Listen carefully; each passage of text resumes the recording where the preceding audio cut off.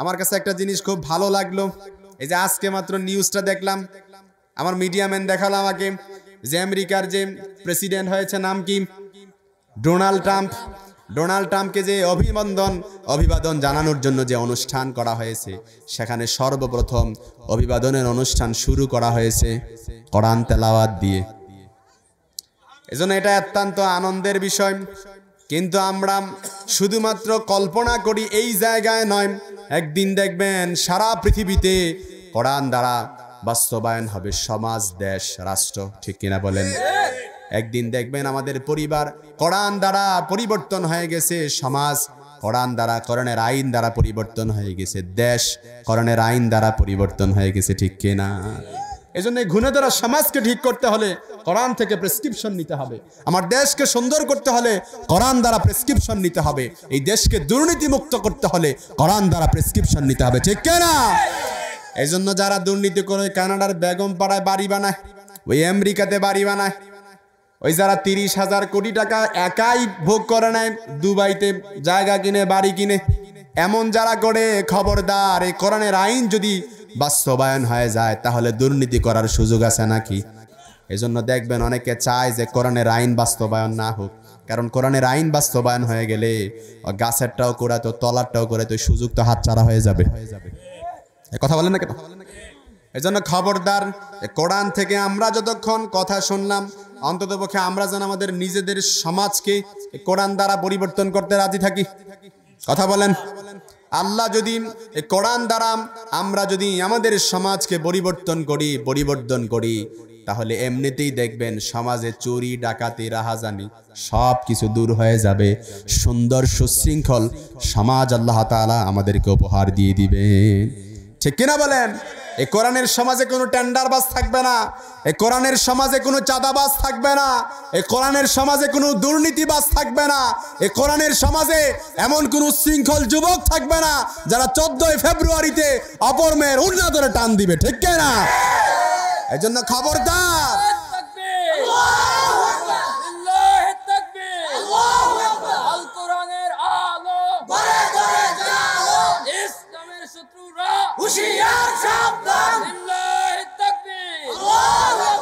এজন্য খবরদার।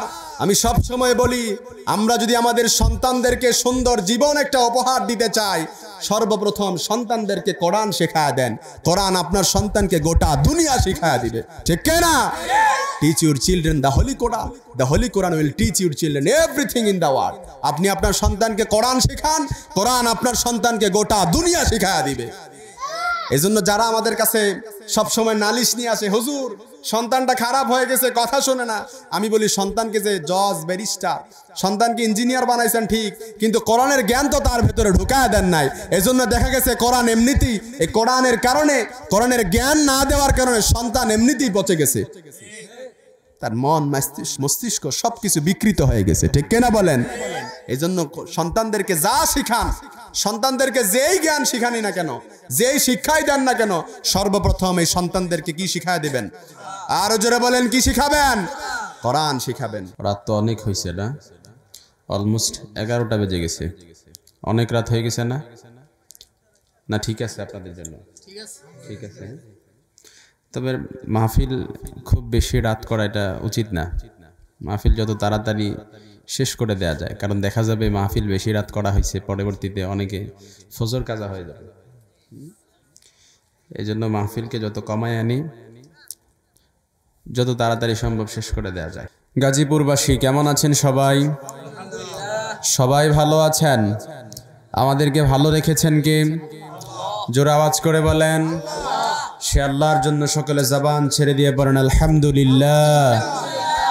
রব্বানা লাকাল হামদ হামদান কাসীরান তাইয়িবান মুবারাকান ফীহি ইয়া রাব্বি লাকাল হামদু কামা ইয়ানবাগি লিজালালি ওয়াজহিক ওয়া আযীমি সুলতানিক। লাকাল হামদু বিল ঈমান, লাকাল হামদু বিল ইসলাম, লাকাল হামদু বিল কোরআন। আমরা প্রশংসা করলাম কার? প্রশংসা হবে কার? সব সময় ভালো কাজে আমরা এক সত্তার প্রশংসা করি, চিল্লায় বলতে হবে তিনি কে? তিনি এমন এক আল্লাহ যার প্রশংসা করে কখনো শেষ করা যাবে? কিয়ামত অবধি যদি আপনি আল্লাহর শুকরিয়া আদায় করতে যান, সিজদায় যদি লোটায় পড়েন, কপালে দাগ তুইলা ফেলছেন, তাও কি আল্লাহর শুকরিয়া আদায় করে শেষ করা যাবে? যাবে না। এজন্য সব সময় আমরা আল্লাহর শুকরগুজার বান্দা হতে চাই। কখনো আমরা অভিযোগ করব না যে আল্লাহ এটা করতে পারলাম না, ওইটা পারলাম না, ও এটা করে ফেললো, আমি কিচ্ছু পারলাম না, এরকম অভিযোগ করবেন? কথা বলেন, করবেন নাকি? Instead complaining we should praise more and more. যে খালি অভিযোগ করে ওরে আল্লাহ অভিযোগের ভেতরে ডাবায় রাখে, আর যে অল্প পেয়ে অল্প খেয়ে অল্পতেই সন্তুষ্ট থাকে, ওর নেয়ামতের বাড়ি দ্বারা বাড়িয়ে দেন কে? এজন্য বলেন, ভাই কেমন আছেন? আলহামদুলিল্লাহ ভালো আছি। শুনলাম আপনি নাকি অসুস্থ? না হুজুর আলহামদুলিল্লাহ ভালো আছি। শুনলাম আপনার মেয়েটা নাকি অসুস্থ? না আলহামদুলিল্লাহ হুজুর অনেক ভালো আছে। শুনলাম এবছর নাকি আপনার ফসল ভালো যায় নাই? না আলহামদুলিল্লাহ অনেক ভালো হয়েছে। সুখ হচ্ছে আলহামদুলিল্লাহর ভেতরে। সুখ কিসের ভেতর? আর যদি আপনারা বলে ভালো ভাই কেমন আছেন, আপনি বলে আসি কোনো রকম আর কি, এরকম বলা যাবে? কি বলবেন সব সময়? আলহামদুলিল্লাহ। বিশ্বনবী দোয়া করতেন, আল্লাহুম্মা জাআলনি সাবুরা ওয়া জাআলনি শাকুরা ওয়া ফি আইনি সাগীরা ওয়া ফি আয়ুনিন নাসি কাবীরা। আয় আল্লাহ, আপনি আমারে শুকরগুজার বান্দা বানান, ধৈর্যশীল বান্দা বানান। আয় আল্লাহ, আপনি আমারে আমার চোখে অর্থাৎ নিজের চোখে আপনি আমারে ছোট বানান, আর অন্যের চোখে আপনি আমারে বড় বানায় দেন। এজন্য সবসময় ধৈর্যশীল বান্দা হবেন, অস্থির হওয়া যাবে না। কারণ এই কোরআন অস্থির সময়ে সুস্থির বাণী শোনায়, ঠিক কিনা বলেন? এজন্য প্রিয় ভাই সব শুকরগুজার বান্দা হবেন। নিজেরা সবসময় কি ভাববেন? ছোট ভাববেন। অনেকে আছে দেখবেন আমি সব জানতা, আমার চাইতে বেশি জানলেওয়ালা এই দুনিয়াতে আর কেউ, এরকম ভাবা যাবে? কথা বললেন, যাবে যাবে যাবে? আমি সবচাইতে নগণ্য বান্দা, আমার চাইতে নগণ্য অধম এই পৃথিবীতে আর কেউ নাই। আপনি যদি সবসময় নিজে ছোট ভাবেন, আল্লাহ তাআলা অন্যের চোখে আপনারে বড় বানায় দিবে। সুবহানাল্লাহ। আসতে পড়েন। তাহলে আমরা শুকরগুজার বান্দা হতে চাই। আমাদের জন্য এই মন মাইন্ড এটা যেন না থাকে যে শুধুমাত্র আমরা অর্থ উপার্জন করলেই হলো, সম্পদ উপার্জন করলেই হলো, হালাল হারামের বাদ বিচার করলাম না, হালাল হারামের বড়ুয়া করলাম না, এরকম যেন না হয়। কারণ দেখবেন যে ব্যক্তি সবসময় খালি সম্পদের মোহে পড়ে, খালি সম্পদ লাগবে, খালি টাকা লাগবে, ওর খালি এটাই লাগবে, যে খালি সবসময় এটা করে, ওই যে গাছেরটাও গোড়ায় তলাটাও গোড়ায়, হালাল হারামের বড়ুয়া করে না, ওর দেখবেন জীবনে কখনো শান্তি নাই। রাত্রিবেলা ঘুমাতে হলে ঘুমের ট্যাবলেট খেয়ে ঘুমাতে হয়।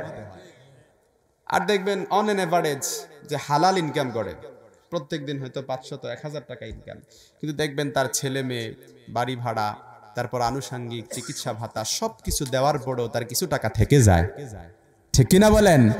আর ব্যাংক ব্যালেন্সে টাকা অভাব নাই। গাজীপুর সিটিতে জমি আছে, ফ্ল্যাট আছে, ঢাকাতেও আছে, ওই জায়গায় কোম্পানি, নামে বেনামে বহু জায়গায় কোম্পানি আছে, কিন্তু দেখবেন ছেলে একটা ইয়াবা খায়। কথা বলেন না কেন? ওয়াইফের ক্যান্সার, হসপিটাল বিল পেই করা লাগে প্রত্যেক মাসে ধরেন 20 লাখ টাকা। মেয়ে কথা শোনে না, এরকম আছে না নাই? রাত্রিবেলা অশান্তি, ঘুম হয় না, স্ত্রীও কথা শোনে না, কিছু করার নাই, ঘুমের ট্যাবলেট খেয়ে কি করতে হয়? ঘুমাতে হয়। অশান্তি। এজন্য টাকা পয়সা ধন সম্পদ এগুলোতে শান্তি নাই, শান্তি হচ্ছে হালালের মধ্যে, ঠিক কিনা বলেন? এজন্য আমরা যারা হারামের মধ্যে আছি, আমরা হারামকে কনভার্ট করে আমরা হালালে ঢুকে যেতে চাই। রাজি আছেন তো ইনশাআল্লাহ? আল্লাহ কবুল করে নেন, পড়েন আমিন। আপনি হারামে ইনকাম করছেন, সম্পদ উপার্জন করছেন, গায়ে যেটা পরে আছেন লেবাস, এই যে মাথার ক্যাপ, টুপি পরে আছেন, ঘড়ি পরে আছেন, ওয়াচ, যত কিছু পরে থাকেন, সব কিছু যদি হারামে ইনকাম হয়, আর যদি আপনি দোয়া করেন আল্লাহর কাছে, তাহাজ্জুদ নামাজে সিজদা করে কপালে দাগ তুলে ফেলছেন, প্রত্যেক দিন তাহাজ্জুদ মিস যায় না, 5 ওয়াক্ত নামাজ তো এমনিতেই মিস যায় না, কিন্তু দেখা গেল তাহাজ্জুদও মিস যায় না, কিন্তু আপনার ইনকামের মধ্যে হারাম ঢুকে আছে, তাইলে দেখা যাবে কিয়ামত অবধি আল্লাহ তাআলার কাছে হাত তুলে তুলে দোয়া করবেন, দোয়া কবুল হবে? এক কথা বলেন, হবে হবে হবে? সাইয়েদনা মুসা আলাইহিস সালাম একবার তার প্রাকৃতিক প্রয়োজন পূরণ করার জন্য ঘর থেকে বের হলেন। বের হয়ে দেখলেন সেখানে একজন লোক দাঁড়িয়ে আছে, আল্লাহর কাছে দুহাত তুলে কেঁদে কেঁদে এমন ভাবে আল্লাহর কাছে দোয়া করছে। সাইয়েদনা মুসা আলাইহিস সালাম কিছুক্ষণ পর্যবেক্ষণ করলেন, করার পর আল্লাহর কাছে বলে, আল্লাহ আপনি বান্দার দোয়াটা কেন কবুল করেন না? মুসা আলাইহিস সালাম ভাবছে দোয়াটা সাথে সাথে কবুল হয়ে যাবে, কিন্তু মুসা আলাইহিস সালাম আল্লাহর কাছে বিনয়ের সাথে জানতে চাইলেন, আয় আল্লাহ আপনি বান্দার দোয়াটা কেন কবুল করেন না? সাইয়েদনা মুসা আলাইহিস সালামকে আল্লাহ তাআলা ওহী পাঠালেন, প্রত্যাদেশ পাঠিয়ে বললেন, ও মুসা, এই বান্দারা যদি হাত তুলে তুলে উচ্চ আকাশ পর্যন্ত ছাড়িয়ে যায়, কান্না করতে করতে কিয়ামত অবধি যদি নিজেকেও ধ্বংস করে ফেলে, চোখের পানি ফেলতে ফেলতে যদি চোখগুলোকে অন্ধ করে ফেলে, তারপর ওই বান্দার দোয়া আমি কবুল করব। আরো জোরে বলেন করব। মুসা আলাইহিস সালাম অবাক হলেন, বিস্মিত হলেন, কি ব্যাপার আল্লাহ কেন করবেন না? এমন ভাবে দোয়াটা কবুল করার আপনার তো এমন কথা না, কিন্তু এই বান্দা এমন ভাবে দোয়া করছে, আপনি কেন তার দোয়াটা কবুল করবেন না? আল্লাহ মুসাকে বললেন, ও মুসা, ওয়া মালবাসুহু হারাম ওয়া মাতামুহু হারাম, সে যা পড়ে আছে হারাম টাকায় কেনা, ও যা খায় এটাও হারাম খায়, যা সম্পদ উপার্জন করছে ওইটাও হারাম। এজন্য কিয়ামত অবধি যদি দোয়া করে তার দোয়াটা কখনো কবুল হবে? এজন্য কেউ যদি মনে করেন যে হারাম টাকায় ইনকাম করে হুজুর ধৈরাই না দোয়া করবেন, তারপরও দোয়া ওই মক্কার ইমাম সাহেবকে যদি ধৈরায় নাও নিজের ঘরের মধ্যে দোয়া পড়ান, দোয়া কবুল হবে নাকি? কথা বলেন না কেন? কারণ কি? হারাম সব কিছু, যা পড়ে আছে ওইটাও হারাম, ও যেখানে বসে আছে ওইটাও হারাম, ও যা খায় তাও কি? এজন্য যারা মনে করেন শুধু টাকা উপার্জন করলেই হলো, ধন সম্পদ শুধুমাত্র চারদিক থেকে কোড়াইলেই হলো, গাছেরটাও কোড়ায় তেলারটাও কোড়াইলেই হলো, ওই ব্যক্তির দোয়া কখনো কবুল হবে? অশান্তি কখনো দূর হবে? এই জন্য আমরা সবসময় হালালে থাকতে চাই। রাজি আছেন তো ইনশাআল্লাহ? আরো জোরে বলেন, রাজি আছেন তো ইনশাআল্লাহ? আল্লাহ সবাইরে কবুল করে নেন, পড়ে না আমিন। আমরা বেশিক্ষণ ভূমিকায় যাব না, আমি খুতবার শুরুতে একটা আয়াত তেলাওয়াত করেছি, যদি আল্লাহ তাআলা তৌফিক দান করেন এই আয়াতের আলোকে আমরা এই সূরা থেকে কিছু কথা শুনব। আমরা গতানুগতিক কিচ্ছা কাহিনী এটা অন্তত পক্ষে আমি বলতে পারি না, এজন্য আমরা যারা এতক্ষণ এখানে বসে থাকবো একটু হক আদায় করব, সেটা হচ্ছে আমরা কোরআন থেকে কথা শুনব। আপনারা রাজি আছেন তো ইনশাআল্লাহ? না কিচ্ছা কাহিনী লাগবে আপনাদের? ঘটনা লাগবে? তবে হ্যাঁ, এই সূরার তাফসীর করতে যে যদি কোনো শানে নজুল কোনো ঘটনা আসে সেটা অবশ্যই আপনাদেরকে বলবো, তবে গতানুগতিক কোনো বানানো কিচ্ছা কাহিনী এটা আমিও বলতে পারবো না, আপনাদেরকেও শোনাতে পারবো না। এই জন্য আমরা অল্প কিছু সময় আপনাদেরকে কষ্ট দিব, তবে কোরআন থেকে কথা শোনে ইনশাআল্লাহ পড়েন। এই পৃথিবীতে যত বুক আছে, যত বই আছে, এই গ্রন্থের মতো এই কিতাবের মতো কোনো খুঁজে পাওয়া যাবে? যালিকাল কিতাব লা রাইবা ফীহি হুদাল লিল মুত্তাকিন। ১৫০০ বছর আগে আল্লাহ নিজেই ওয়াজ করছেন, কোরআনের ভেতরে কোট করে দেয়া আছে, ভুল তো দূরের কথা, সন্দেহ পর্যন্ত no doubt, no suspicion in it and a guidance to those who are মুত্তাকিন। আল্লাহু আকবার বলবেন না? মুত্তাকিনদের জন্য আল্লাহ তাআলা গাইডলাইন হিসেবে কোরআনটাকে নাজিল করলেন। এজন্য আজকে আমরা যে চমৎকার সূরাটি থেকে কথা শুনবো, কোরআন আল কারীমের ১১৪টি সূরা থেকে ৪৯তম সূরা, সূরাটার নাম হচ্ছে সূরাতুল হুজুরাত। কোন সূরা? আরো জোরে আওয়াজ করে বলেন, কষ্ট হচ্ছে আপনাদের? এই যে ফাঁকা জায়গাগুলো আছে যেগুলো, এগুলো বন্ধ করে ফেলেন, একটু আপনাদেরকে কষ্ট দিই, একটু নড়ে চড়ে বসেন, ফাঁকা জায়গাগুলো বন্ধ করে দেন। অনেকে একটু আরাম করে বসছে তো একটু কষ্ট হবে, একটু ফাঁকা জায়গাগুলো বন্ধ করতে হবে। আমি আপনাদেরকে একটু কষ্ট দিই, ফাঁকা জায়গাগুলো বন্ধ করে দেন। আল্লাহ সকলকে সহিহ সমাজ দান করুক, পড়েন আমিন। তাহলে আমরা যে সূরা থেকে কথা শুনবো, সূরাটির নাম কি? সূরাতুল হুজুরাত। শুনছেন না কখনো নাম? সূরাতুল হুজুরাত কোরআন আল কারীমের ২৬তম পাড়ায় অবস্থিত। এটি মাসহাফে উসমানী অর্থাৎ কোরআন আল কারীমের ৪৯তম সূরা। এই সূরাটিতে আয়াত সংখ্যা আছে ১৮টি। কতটি? রুকু আছে ২টি। এই সূরাটা আল্লাহর হাবিব সাল্লাল্লাহু আলাইহি সাল্লাম যখন মদিনায় ছিলেন তখন এই সূরাটা নাজিল হয়েছিল, যার কারণে এই সূরাটাকে মাদানী সূরা বলা হয়। কোন সূরা বলা হয়? আল্লাহর হাবিব সাল্লাল্লাহু আলাইহি সাল্লামের জীবনের কয়টা পার্ট? ২টা। একটা হচ্ছে মাক্কি আর একটা কি মাদানী। এই সূরাটা আল্লাহর হাবিব সাল্লাল্লাহু আলাইহি সাল্লামের কোন পার্টে নাজিল হয়েছে? মাদানী পার্টে। তার মানে এই সূরাটা কি মাদানী সূরা। সূরার নাম কি? সবাই জোরে আওয়াজ করে বলেন, ভালো করে বলেন। সূরার নাম কি? হুজুরাত। এটা কোরআন আল কারীমের কততম সূরা? ৪৯তম সূরা। এই সূরার আয়াত সংখ্যা কতটি? ১৮টি। এই সূরার রুকু কয়টি?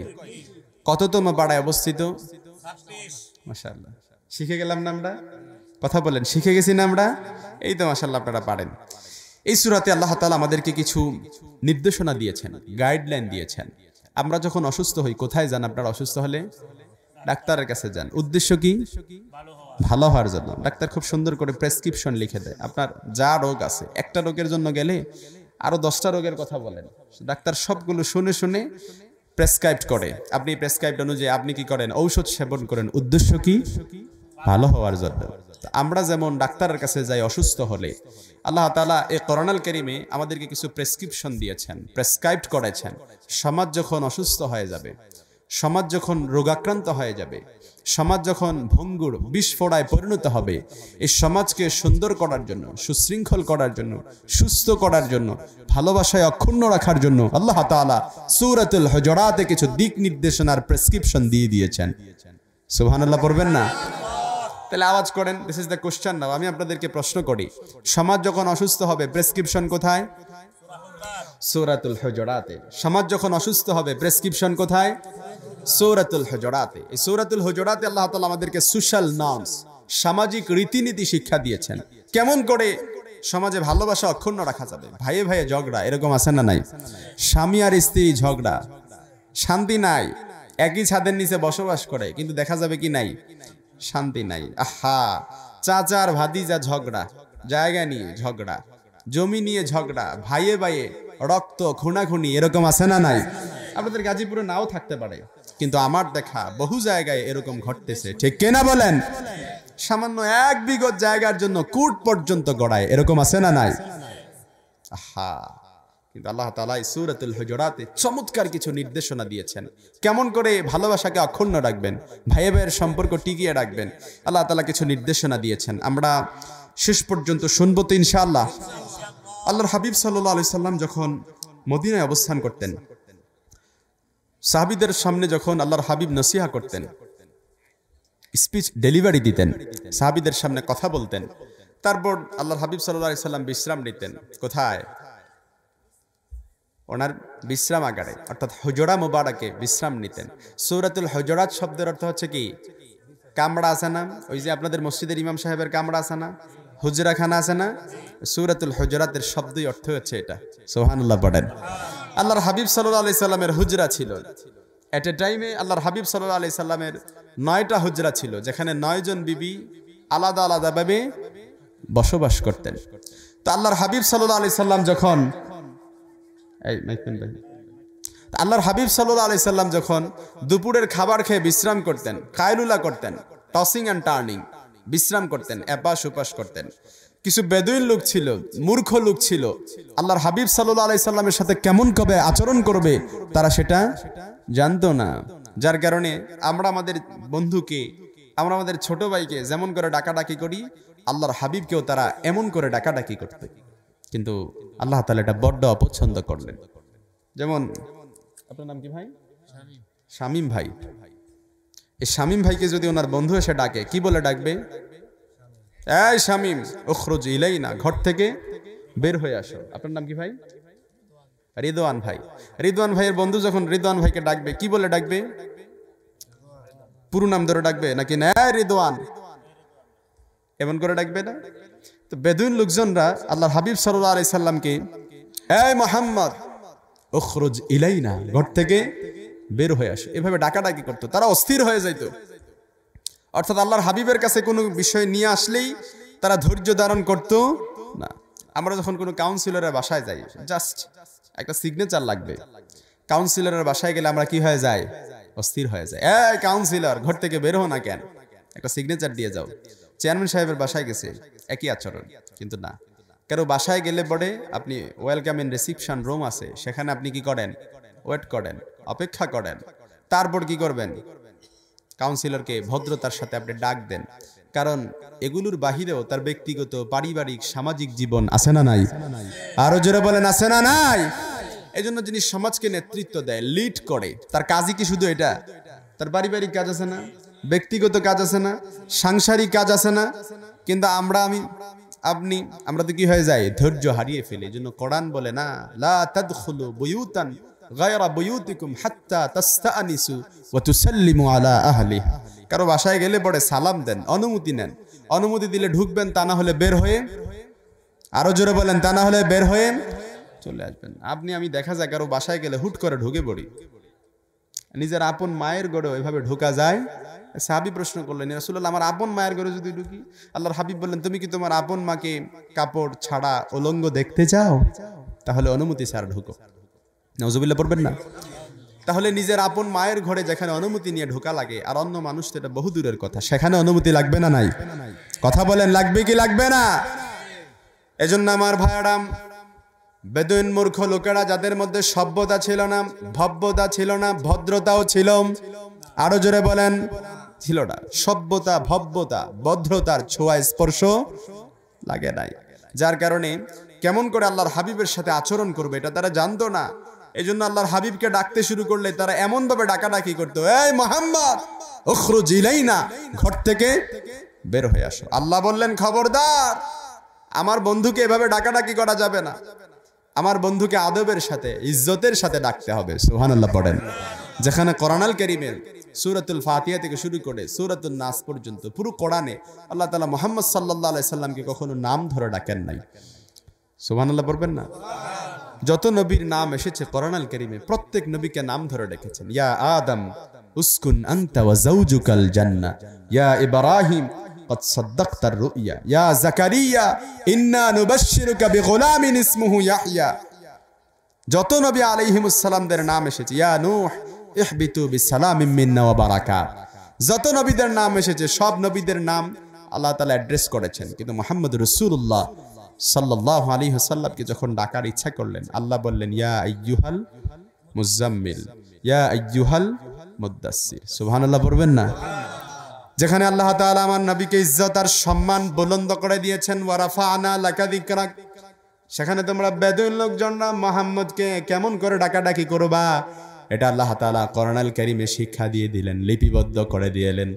আল্লাহ তাআলা সূরাতুল হুজুরাতে যে নির্দেশনা আমাদেরকে দিলেন, প্রথম নির্দেশনা, প্রথম গাইডলাইন, আল্লাহ বললেন, ইয়া আইয়ুহাল্লাযীনা আমানু, ও আমার ইমানদার বান্দারা, ও আমার গোলামেরা, তোমরা যারা নিজেদেরকে ইমানদার বলে দাবি করো, তোমরা যারা নিজেদেরকে বিশ্বাসী বলে দাবি করো, লা তুকাদ্দিমু বাইনা ইয়াদাইল্লাহি ওয়া রাসূলি, খবরদার আল্লাহ এবং তার রাসূলের উপর দিয়ে টপকে যেও না।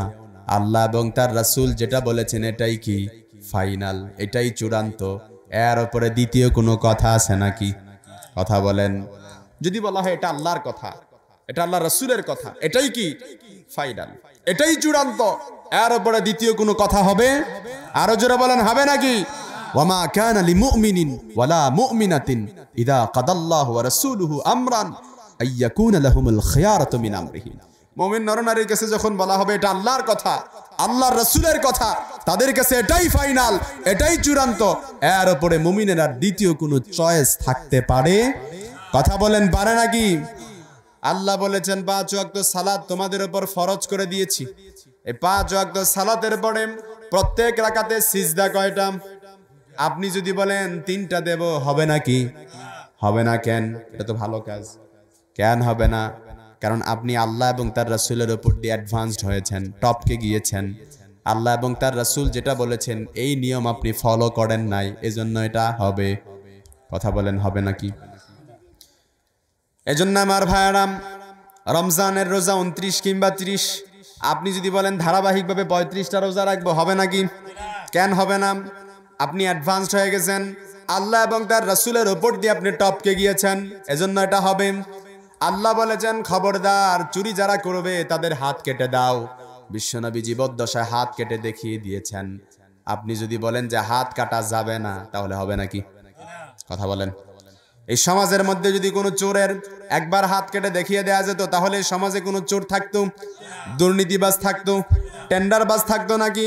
ওই কানাডার বেগম পাড়ায় কেউ বাড়ি বানাতো নাকি? কথা বলেন না কেন? তার মানে বিশ্বনবী মুহাম্মদ সাল্লাল্লাহু আলাইহি সাল্লাম যেটা বলেছেন এটাই ফাইনাল, এটাই চূড়ান্ত, এর উপরে দ্বিতীয় কোনো কথা নাই। আল্লাহ বলেছেন, ও নারীরা খবরদার বেপরদা হয়ে ঘর থেকে বের হয়েও না। এবার আমার মা বোনরা যদি বলে মেকআপ করে, পার্লারিং করে, যদি সাজুগুজু করে ঘর থেকে বের না হই, তাহলে তো চেহারার 12টা বেজে যাবে, এটা করা যাবে না। এজন্য মা বোনরা যারা আছে, মহিলা ব্যান্ডেল আছে না, এজন্য মা বোনরা যারা আছে ভালো করে কানগুলো খাড়া করে, খরগোশের কানের মতো খাড়া করে ভালো করে শুনে নেন। যে নারী মেকআপ করে, পার্লারিং করে বাহিরে বের হয়, বাজারে যায়, স্বামী থাকে বিদেশে, সপ্তাহে একদিন বাজার করলে চলে, কিন্তু সপ্তাহে 3 দিন মেকআপ করে, পার্লারিং করে বাজারে যায়। এরকম গাজীপুর অবশ্য নাই, তাহলে আসতে বলেন কেন? এই জন্য মনে রাখবেন যে মা বোনরা স্বামীর সামনে বুয়ার মতো থাকে, আর বাজারে মেকআপ করে, পার্লারিং করে বাজারে বের হয়, ওই কাপড়ের দোকানদার ভাবিকে দেখে বলে, ভাবি আপনারে আচ্ছা লাগতা হে। কথা বলে না কেন? ঝামেলা আছে না নাই? নবীজির হাদিস কোট করে নেন। নবীজি বলেছেন যে নারী মেকআপ করে, পার্লারিং করে, পর পুরুষকে আকৃষ্ট করার জন্য ঘর থেকে বের হয়, যতটা পুরুষ তার দিকে লোলভ দৃষ্টিতে তাকাবে, প্রত্যেকটা পুরুষের সাথে জেনা করার গুণ আল্লাহ তাআলা তার আমলনামায় ঢোকায় দিবে। এজন্য মা বোনরা ভালো করে বুঝে নেন, ওই যে মেকআপ করে বাহিরে পর পুরুষকে দেখানোর জন্য যান, আকৃষ্ট করে দেখানোর জন্য যান, ব্রু প্লাগ করেন, চেহারার এমন কাটিং করেন চিনায় যায় না। নবীজি বলেছেন যারা এরকম করবে, আল আসিয়াত আল কারিয়াত আল মাহিলাত আল মাহিলাত আল মুমিলাত, যেসব নারীরা ব্রু প্লাগ করে, মেকআপ করে, পার্লারিং করে, সাজুগুজু বের হয়, ওই নারীদের জন্য আল্লাহ তাআলা জাহান্নামে একটা ঘর আলাদাভাবেই নির্মাণ করে রেখে দিয়েছে। এজন্য খবরদার মানে মা বোনরা, স্বামী যেটা বলবে এটাই ফাইনাল। স্বামীর উপর দিয়ে ডমিনেটিং করা যাবে না। অনেক মা বোন আছে, বোঝে হোক না বোঝে হোক, ও যেহেতু ভুইয়া বংশের লোক, ওই মেয়ে যেহেতু তালুকদার বংশের লোক, ওই মেয়ের উপর দিয়ে কথাই বলা যায় না। ও আমি দেখা তোমার সংসার, কথা বলে না কেন? আপনি যে বলতেছেন বাসায় যায় না, সাহস করে তো হুজুরের সাথে তাল মিলাইতেছেন, পরে তো দেখা যায় মাহফিল শেষে ঘরে জায়গা পাবেন না। এই জন্য বুঝে শুনে আনসার করেন।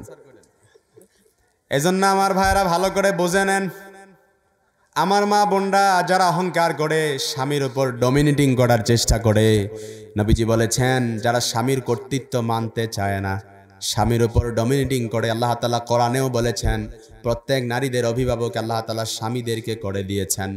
আর রিজালু কাওয়ামুনা আলান নিসা, প্রত্যেক মা বোনের প্রত্যেক স্ত্রীর অভিভাবককে। আরো জোরে বলেন কে? নবীজি বলেছেন আল্লাহ ছাড়া কাউকে সিজদা দেওয়ার আদেশ আমি দেই না, তবে সিজদা দেওয়ার আদেশ যদি থাকতো প্রত্যেক নারীকে বলতাম স্বামীর পায়ে সিজদায় লুটায় পড়ো। আম্মা জান আয়েশা সিদ্দিকা রাদিয়াল্লাহু তাআলা আনহার হাদিস, নবীজি বলেছেন কোন নারী যদি স্বামীর মর্যাদা বুঝতম, স্বামীর কদর বুঝতম, স্বামীর ইজ্জত বুঝতম, স্বামীর সম্মান বুঝতম, তাহলে নিজের গাল দিয়ে স্বামীর পায়ের ধুলা মুছে দিত। সুবহানাল্লাহ পড়বেন না? নিজের গাল দিয়ে স্বামীর পায়ের কি মুছে দিত? ধুলা মুছে দিত। এই জন্য যে সকল মা বোনরা স্বামী পাইছেন, এটা তো স্বামী না, এটা একটা এক একটা হীরার টুকরা, ঠিক কিনা বলেন? ওই এখন তো ঠিক বলবেনই, কারণ ওয়াজ তো আপনাদের পক্ষে যাচ্ছে, কথা বলে দেখেন। এই জন্য আপনারাও যারা আছেন ভালো করে বুঝে নেন, খায়রুকুম খায়রুকুম লিআহলিম ওয়া আনা খায়রুকুম লিআহলিম। অনেক কাপুরুষ স্বামী আছে, অনেক নাফরমান স্বামী আছে, দেখবেন বাহিরের ঝাল স্ত্রীর উপর এই স্বামীটা, এরকম গাজীপুর একেবারে নাই বললেই চলে, দেখছেন আছে বলে। এজন্য খবরদার, নবীজি বলেছেন কোন স্বামী যদি জান্নাতে যেতে চায় তাহলে যে স্ত্রী তার প্রতি সন্তুষ্ট থাকে, স্বয়ং আল্লাহ তাআলাও তার প্রতি সন্তুষ্ট হয়ে যায়। এজন্য জান্নাতে যেতে চাইলে স্ত্রীর কাছ থেকে সর্বপ্রথম সার্টিফিকেট নেওয়া লাগবে। আপনি জান্নাতে যাবেন, আপনার সার্টিফিকেট কার কাছে? আপনি আপনার স্ত্রীর কাছে ভালো, তাহলে আল্লাহর কাছে ভালো। আর স্ত্রী যদি সার্টিফিকেট দেয় যে স্বামীটা ভালো ছিল না, মরছে, ভালো হইছে, একটু আপদ দূর হইছে, জ্ঞান জ্ঞান করতে সব সময় ঝামেলা আছে না নাই? আরো জোরে বলেন আছে না নাই? এজন্য খবরদার, ওই কথায় কথায় স্ত্রীর গায়ে হাত তোলা যাবে না। বাহিরে ঝগড়া লেগে আসছেন, ওই স্ত্রীর উপরে এসে ঝাল মেটানো যাবে না। স্ত্রী এটা হচ্ছে ভালোবাসার জিনিস। ওয়াফি বুদি আহাদিকুম লাকা সাদাকা, স্ত্রীর সাথে যে সময় কাটাবেন প্রত্যেকটা সময় আল্লাহ তাআলা সাদাকার সওয়াব দিয়ে আপনার আমলনামাকে পরিপূর্ণ করে দিবে। এই যে শীতের রাতে এগুলো বলবো নাকি? কিন্তু সবাই মাশাআল্লাহ খুব দেখলাম প্রাপ্তবয়স্ক, তো বললে সমস্যা নেই, কারণ এগুলাই তো ওয়াজ।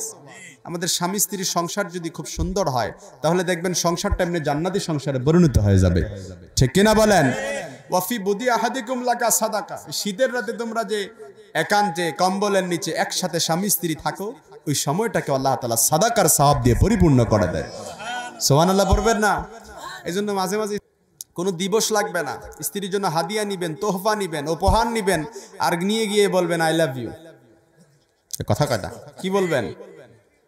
দেখবেন স্ত্রী খুশি হয়ে যাবে। স্ত্রী কি হয়ে যাবে? খুশি হয়ে যাবে। আর আরশের উপর থেকে আমার আল্লাহ তাআলাও খুশি হয়ে যাবে। সুবহানাল্লাহ পড়েন। এই জন্য স্বামী স্ত্রীর মধ্যে ঝগড়া লাগবে, কিন্তু এই ঝগড়াটাকে বেশিক্ষণ বাড়তে দেয়া যাবে না। একটু খুনসুটি হবে। একই ছাদের নিচে বসবাস করলে কখনো রোদ, কখনো বৃষ্টি, কখনো ঝগড়া, এগুলো হয়, তবে এগুলোকে বাড়তে দেয়া যাবে না। বিশ্বনবীর পরিবারেও ঝগড়া হতো কি হতো না? আরো জোরে বলেন, হতো কি হতো না? আপনারা কি জানতেন আল্লাহ হাবিব সাল্লাল্লাহু আলাইহি সাল্লামের পরিবারেও কি হতো? ঝগড়া হতো, কিন্তু আল্লাহর হাবিব সাল্লাল্লাহু আলাইহি সাল্লাম এটাকে বেশিক্ষণ বাড়তে দিতেন না। একবার আম্মা জান আয়েশা সিদ্দিকা রাদিয়াল্লাহু তাআলা আনহার সাথে ঝগড়া লাগলো। আল্লাহর হাবিব বললেন, আয়েশা চলো ঝগড়াটাকে মিটমাট করে ফেলি, অনেকক্ষণ তো হয়ে গেল ঝগড়া, আর বাড়তে দেয়া যাবে না, এটাকে কি করে ফেলি? মিটমাট করে ফেলি। আল্লাহর হাবিব বললেন, তাহলে মিটমাট করার জন্য কারে নিয়ে আসবো? ওমরকে নিয়ে আসি। আম্মা জান আয়েশা বললেন, না, ওমরে দেখলেই ভয় লাগে, ওমর খুব গরম, ওমরে আনা যাবে না। তাহলে আয়েশা কাকে নিয়ে আসবো? তোমার বাবা আবু বকরকে নিয়ে আসি। আয়েশা রাদিয়াল্লাহু তাআলা আনহা বললেন, ঠিক আছে, আব্বারে নিয়ে আসেন।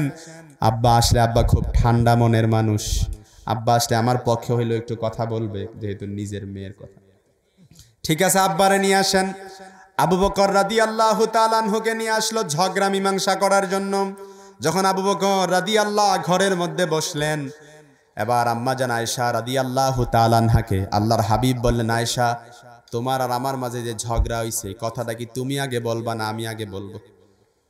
আয়েশা রাদিয়াল্লাহু আনহা বললেন, ঠিক আছে, আপনি আগে বলেন, তবে যেটা হইছে ওইটাই বলেন, সত্য ছাড়া কোনো মিথ্যা বললেন না। আবু বকর রাদিয়াল্লাহু তাআলা আনহু ছিলেন নরম, কিন্তু গরম হয়ে গেলেন। আয়েশাকে বললেন, আয়েশা তোমাকে কি এই শিক্ষা আমি দিয়েছি? আল্লাহর হাবিব কি কখনো সত্য ছাড়া মিথ্যা বলতে পারে নাকি? আবু বকর গরম হয়ে গেলেন, আয়েশাকে মারতে উদ্যত হলেন। যখন মারতে যাবেন, আল্লাহর হাবিব দুহাত প্রসারিত করে আয়েশার সামনে দাঁড়িয়ে গেলেন। আবু বকর রাদিয়াল্লাহু তাআলা আনহু দেখলেন, যখন আল্লাহর হাবিব দাঁড়িয়ে গেলেন, আবু বকর মুহূর্তেই রাগটাকে ঠান্ডা করে ফেললেন, কারণ আল্লাহর হাবিব সামনে দাঁড়িয়ে গেছেন। এবার দুজনের ঝগড়া মীমাংসা হয়ে গেল। আবু বকর রাদিয়াল্লাহু তাআলা আনহু চলে গেলেন। ঘরের কোনায় যখন গেলেন, আয়েশা রাদিয়াল্লাহু তাআলা আনহাকে এবার আল্লাহর হাবিব একটু উপহাস করে টিটকারি খুনসুটি করতেছে। আয়েশা, দেখছো তোমার আজকে কেমনে বাঁচাইছি?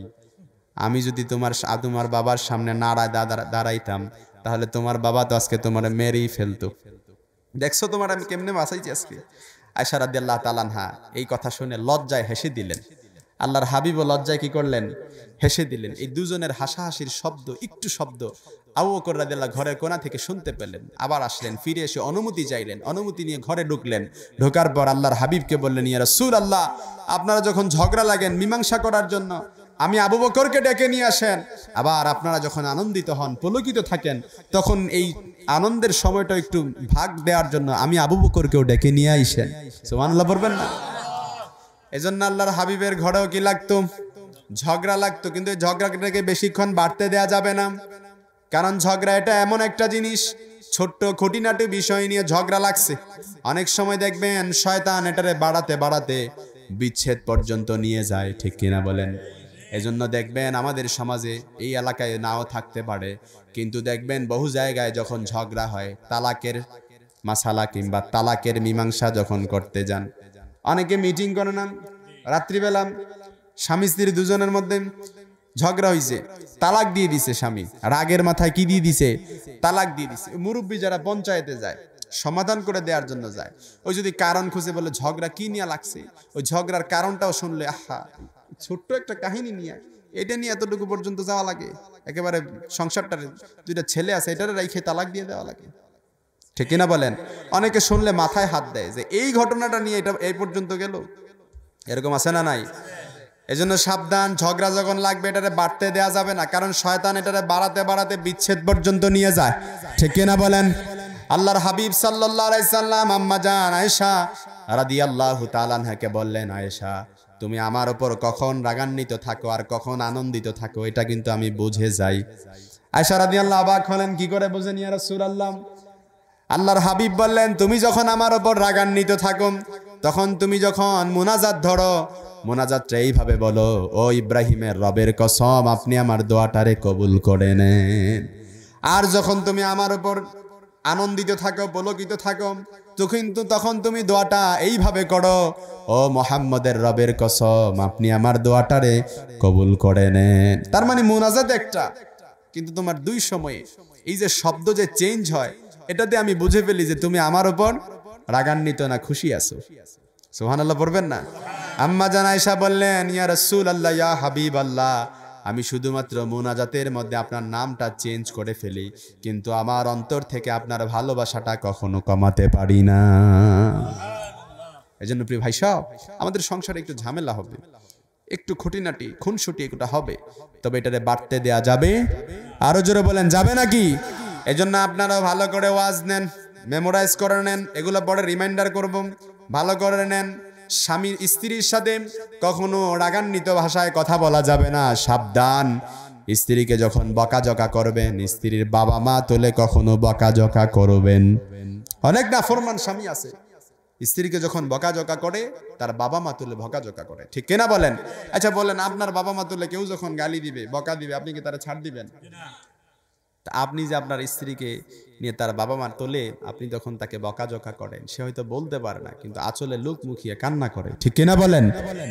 এই জন্য খবরদার, আমার মা বোনরাও ভালো করে ওয়াজ নেন।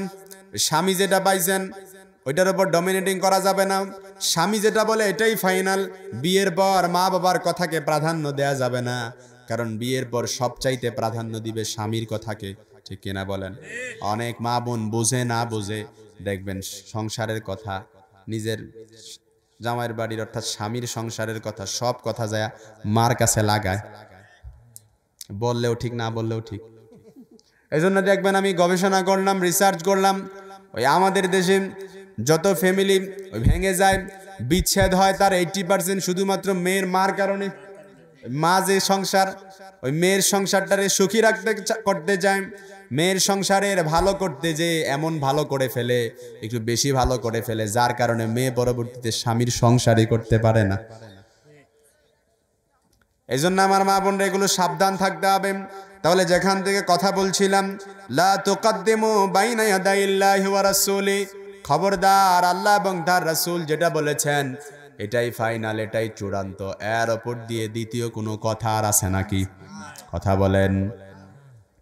এক সাহাবী এসে বলল, তাজিলুন নিসাম, আমি বৈরাগ্য জীবনযাপন পালন করব, আমি আমার স্ত্রীর কাছে যাব না। আরেক সাহাবী এসে বলল, উসুল্লিল লাইলা কুল্লাহ, আমি সারা রাত তাহাজ্জুদ সালাত আদায় করব, রাতের কিছু অংশ ঘুমাবো না। আরেক সাহাবী এসে বলল, আমি আসুমুদ্দাহার, সারা বছর রোজা রাখবো। আল্লাহর হাবিব এই কথা শুনে রেগে গেলেন, এই তোমাদের মধ্যে কে এই কথাগুলো বলেছে যে সারা বছর রোজা রাখবা, সারা রাত তাহাজ্জুদ পড়বা, স্ত্রীর কাছে যাবা না? কে এই কথাগুলো বলছে? আমি বিশ্বনবী মুহাম্মদ সাল্লাল্লাহু আলাইহি সাল্লাম এত বড় মুত্তাকিম, আমি বছরের কিছু অংশ রোজা ভাঙি, তার চাইতে বেশি যদি রাখতে চাই একদিন রাখি, একদিন ভেঙে ফেলি। আমার মুত্তাকি হতে সমস্যা হয় নাই, আমার নবী হতে সমস্যা হয় নাই। আমি বিশ্বনবী মুহাম্মদ সাল্লাল্লাহু আলাইহি ওয়াসাল্লাম রাতের কিছু অংশ ঘুমাই, কিছু অংশ তাহাজ্জুদ পড়ি, আমার সমস্যা হয় নাই। আমি স্ত্রীর হক পরিপূর্ণভাবে আদায় করি, আমার মুত্তাকি হতে, নবী হতে সমস্যা হয় নাই। তোমাদের সমস্যা হলো কেন? এজন্য বেশি দরবেশগিরি করা যাবে না, স্ত্রীর হক পরিপূর্ণ আদায় করা লাগবে। ওই স্ত্রীর হক ছেড়ে দিয়ে আপনি যদি শুধুমাত্র আল্লাহ আল্লাহ করেন, হবে নাকি? কথা বলেন না কেন? স্ত্রীর হক ছেড়ে দিয়ে আপনি যদি সারা রাত তাহাজ্জুদ সালাত আদায় করেন, সুবহানাল্লাহ সুবহানাল্লাহ তাসবিহ জপেন, স্ত্রীর হক ওই দিক দিয়ে 12টা বেজে গেছে, হবে নাকি? স্ত্রীর হক আদায় করা লাগবে কি লাগবে না? তাহলে খবরদার, আতাজিলুন নিসা, বৈরাগ্য জীবনযাপন করা যাবে না, শুধুমাত্র আল্লাহর রাস্তায় বের হয়ে যাবেন।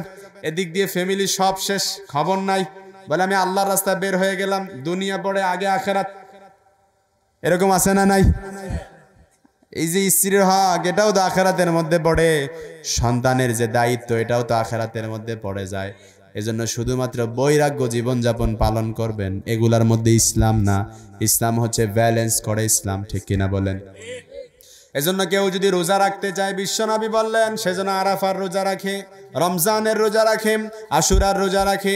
এর চাইতে বেশি যদি রাখতে চায় তাহলে একদিন রাখবা, একদিন ছাড়বা। এটার নামই হচ্ছে ইসলাম। কত সুন্দর ব্যালেন্স করে আল্লাহ তাআলা আমাদেরকে ইসলাম উপহার দিয়ে দিলেন। তাইলে বোঝা গেল এক নাম্বার যে গাইডলাইন, যে নির্দেশনা আমরা পেলাম, লা তুকাদ্দিমু বাইনা ইয়াদাইল্লাহি ওয়া রাসূলি, আল্লাহ এবং তার রাসূল যেটা বলেছেন এটাই কি ফাইনাল, এটাই চূড়ান্ত, এর উপর দিয়ে দ্বিতীয় কোনো কথা থাকবে না। দুই নাম্বার যে নির্দেশনা আল্লাহ তাআলা সূরাতুল হুজুরাতে দিলেন, ইয়া আইয়ুহাল্লাযীনা আমানু, হে আমার ইমানদার বান্দারা, ও আমার গোলামেরা, তোমরা যারা নিজেদেরকে ইমানদার বলে দাবি করো, তোমরা যারা নিজেদেরকে বিশ্বাসী বলে দাবি করো, লা তারফাউ আসওয়াতাকুম ফাওকা সাউতিন নবী, খবরদার নবীজির কণ্ঠস্বরের চাইতে তোমাদের কণ্ঠের আওয়াজ যেন উঁচু না হয়ে যায়। বনু তামিম গোত্রের নেতা কে হবে? আবু বকর রাদিয়াল্লাহু তাআলা আনহু আর ওমর রাদিয়াল্লাহু তাআলা আনহু, দুজনের মাঝে তর্ক চলতে শুরু করলো। আল্লাহর হাবিব মজলিসে বসাম, আবু বকর বলে এই লোকটা নেতা হলে ভালো হয়। ওমর বলে আবু বকর তুমি বুঝো না, এই লোকটা নেতা হলে ভালো হয়। আবার আবু বকর বলে ওমর তুমি বুঝো না, এই লোকটা নেতা হলে ভালো হয়। দুজনের মাঝে তর্ক শুরু হয়ে গেল। তর্ক লাগতে লাগতে এমনভাবে তর্ক লাগলো, আল্লাহর হাবিবের কণ্ঠের চাইতে তাদের কণ্ঠস্বরের আওয়াজ উঁচু হয়ে গেল।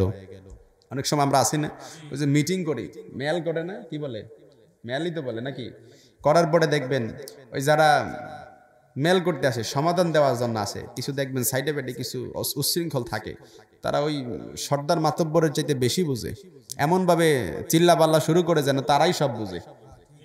ঠিক কিনা বলেন? আবু বকর ওমর যখন তর্ক শুরু করে দিল, আল্লাহর হাবিবের কণ্ঠের চাইতে যখন কণ্ঠস্বরের আওয়াজ উঁচু হয়ে গেল, আল্লাহ আরশ থেকে বরদাস্ত করে নাই, সাথে সাথে সতর্কবাণী নাজিল করলেন। আল্লাহ বললেন খবরদার, লা তারফাউ আসওয়াতাকুম ফাওকা সাউতিন নবী, নবীজির কণ্ঠস্বরের চাইতে তোমাদের কণ্ঠস্বরের আওয়াজ যদি উঁচু হয়ে যায়, আন তাহবাতু আমালুকুম ওয়া আনতুম লা তাশউরুন, তাহলে তোমাদের সব আমলনামাগুলো বরবাদ করে দিবেন কে? আরো জোরে বলেন কে? আয়াত যখন নাজিল হলো, ওমর রাদিয়াল্লাহু এত ভয় পেয়ে গেলেন। পরবর্তীতে বিশ্বনবীর কাছে যখন কোনো সংবাদ নিয়ে আসতেন, কানে কানে ফিসফিস করে বলতেন, আল্লাহর হাবিব বুঝতেন না, পুনরায় দ্বিতীয়বার আবার বলতেন, ওমর কি বলছো বুঝি নাই, একটু জোরে বলো। তারপর ওমর সাউন্ড বাড়াতেন, কারণ ভয়ে কখন জানি নবীজির কণ্ঠস্বরের চাইতে কণ্ঠের আওয়াজ উঁচু হয়ে যায়, আর যদি উঁচু হয়ে যায় তাহলে সব আমল নামাগুলো কি হয়ে যাবে? আরো জোরে বলেন।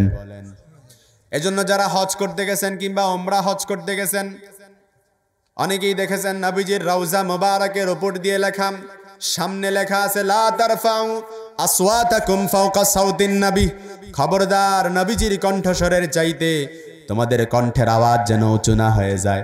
অনেকে প্রশ্ন করবেন, নবীজি ইন্তেকাল করেছেন ১৫০০ বছর আগে, কিন্তু এখনো নবীজির রওজা মুবারকের সামনে এই লেখাটা দরকার কি? আপনি যখন নবীজির রওজা মুবারক জিয়ারত করতে যাবেন, আপনি যখন রওজার সামনে দাঁড়াবেন, একজন মুমিনের অন্তর যখন কল্পনা করবে, এতদিন যে নবীর ভালোবাসা হৃদয়ে ধারণ করলাম, এই নবী নাকি এই জায়গায় শুয়ে আছে। এতদিন যে নবীর হাদিস চর্চা করতাম, এই নবী নাকি এই জায়গায় শুয়ে আছেন। ১৫০০ বছর আগে যে নবী আমাকে দেখে নাই, আমার নামও জানতেন না, আমার জন্য তায়েফে রক্তাক্ত হলেন, আবু জাহেলের কাছে লাঞ্ছিত হলেন, এই নবী নাকি এই জায়গায় শুয়ে আছেন। এটা যখন কোনো মুমিনের কল্পনা হবে, সে কি ঠিক থাকতে পারে নাকি? কথা বলেন। চিৎকার দিয়ে ডাক দিতে ইচ্ছা করে, ইয়া নবী আল্লাহ, ইয়া রাসূল আল্লাহ, কলিজাটা ছিঁড়ে খানখান হয়ে যায়। চিৎকার দিয়ে ডাক দিতে আল্লাহর নবী কেমন চায়, কিন্তু আল্লাহ তাআলা আয়াত নাজিল করলেন, খবরদার লা তারফাউ আসওয়াতাকুম ফাওকা সাউতিন নবী, এটা নবীর দরবার, এখানে চিৎকার করে চেঁচামেচি করে কোনো আওয়াজ করা যায়? আরো বলেন, যায় নাকি? কোনো আওয়াজ করা যায় না। এখানে যদি নবীজিকে ডাকতে হয়, নিম্ন স্বরে গলা নামিয়ে তারপর ডাকো। এ কথা বলেন না কেন? লা তারফাউ আসওয়াতাকুম ফাওকা সাউতিন নবী, এজন্য নবীজিকে শিক্ষা দেওয়ার মাধ্যমে আল্লাহ তাআলা আমাদেরকেও শিক্ষা দিলেন।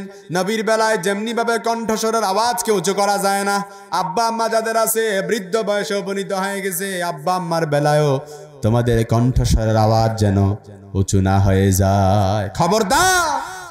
অনেক নাফরমান সন্তান আছে, আব্বা আম্মার সাথে কেমন করে আচরণ করবে এটাই জানে না। কথা বলে না কেন? বৃদ্ধ বয়সে বাবা উপনীত হয়ে যায়, পারিবারিক মিটিং বসছে, ঘরোয়া মিটিং বসে না মাঝে মাঝে, বাবা বৃদ্ধ হয়ে গেছে, ছোট্ট একটা কথা মাঝখান দিয়ে বলে ফেলছে, না বুঝে ধরেন বলে ফেলছে, সন্তান রাগান্বিত হয়ে যায়, চোখগুলো বড় বড় করে বলে, চুপচাপ বুড়া মানুষ চুপচাপ বসে আছেন, বসে থাকেন, এত বুঝেন না, জ্ঞান জ্ঞান করেন কেন? কথা বলে না কেন? আহা নাফরমান! তুমি যখন ছোট্ট ছিলাম, এই ছোট্ট বয়সে তোমার যখন কথা ফুটতো, ভালো মন্দ ভালো করে বুঝতা না, ওই বাবাকে যখন বারবার কোনো প্রশ্ন করতাম, বাবা যখন তোমাকে কোথাও নিয়ে যাইতো, বারবার যখন প্রশ্ন করতা, বাবা তোমাকে আদর সোহাগ করে এগুলো বলে দিত। তুমি যদি বাবাকে বলতা, বাবা এই লাইটগুলো লাগাইছে কেন? বাবা বলতো এখানে রাত্রিবেলা ওয়াজ করা হবে, এই জন্য এগুলো লাগাইছে। আবার যখন ছোট্ট ছেলে বাবাকে বলতো, বাবা এখানে সামিয়ানা লাগাইছে কেন? এই যে উপরে ফুল ফুল এগুলো দেখা যায়, এগুলো কেন?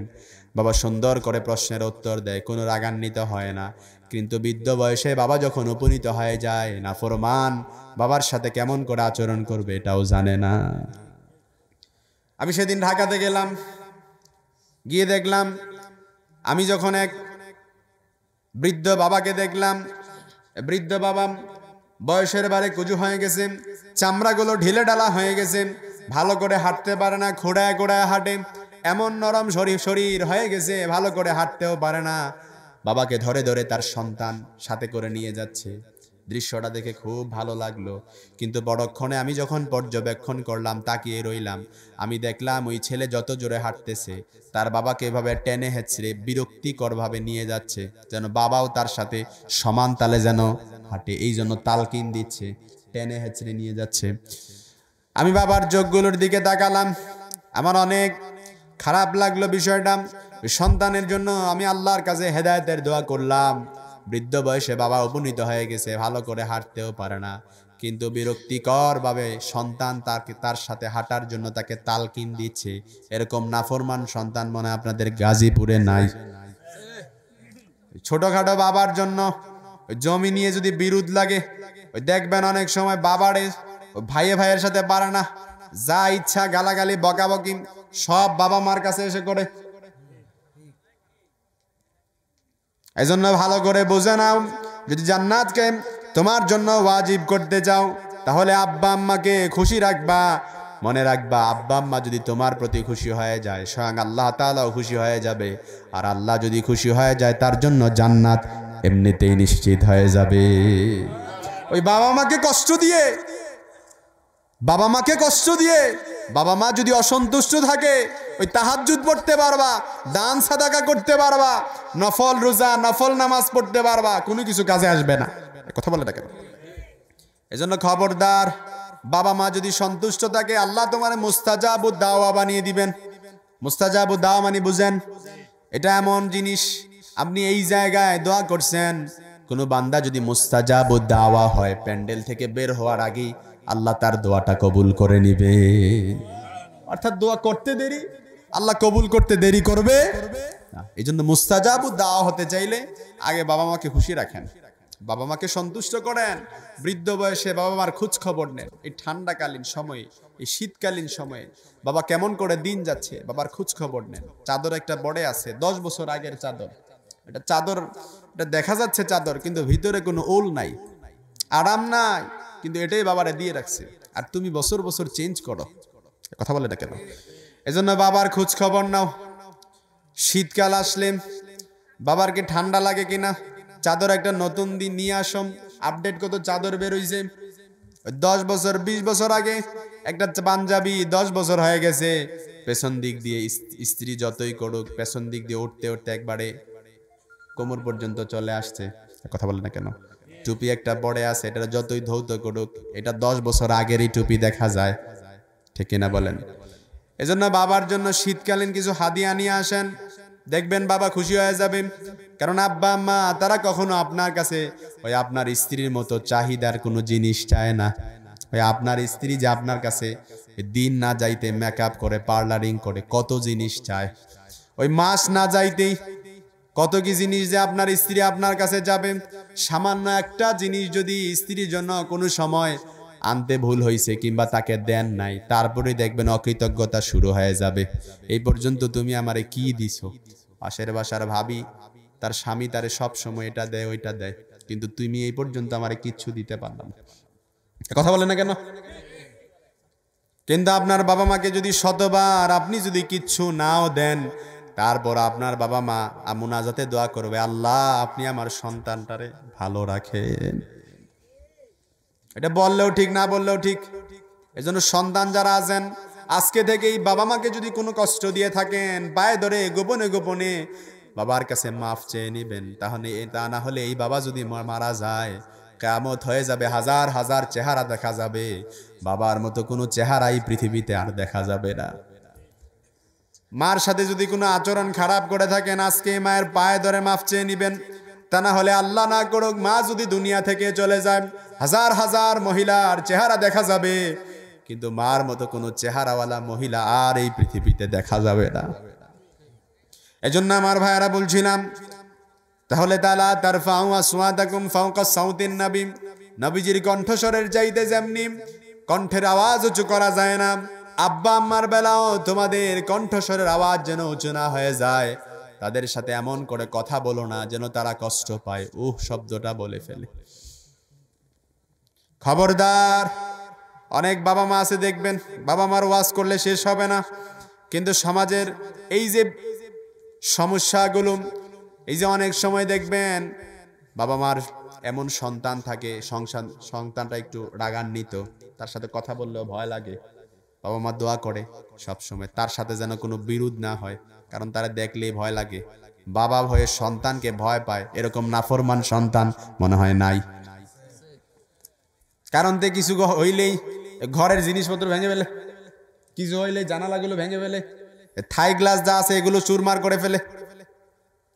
এজন্য বাবা মা কষ্টে বুকের ভেতর চাপায় রাখে, তারপরও কিছু বলে না, এগুলো সহ্য করে। মানুষের কাছে বললেও লজ্জা, নিজের ঘরের কথা অন্যজনের কাছে বললেও লজ্জা, এজন্য কারো কাছে বলেও না। এজন্য খবরদার, এগুলো করা যাবে না।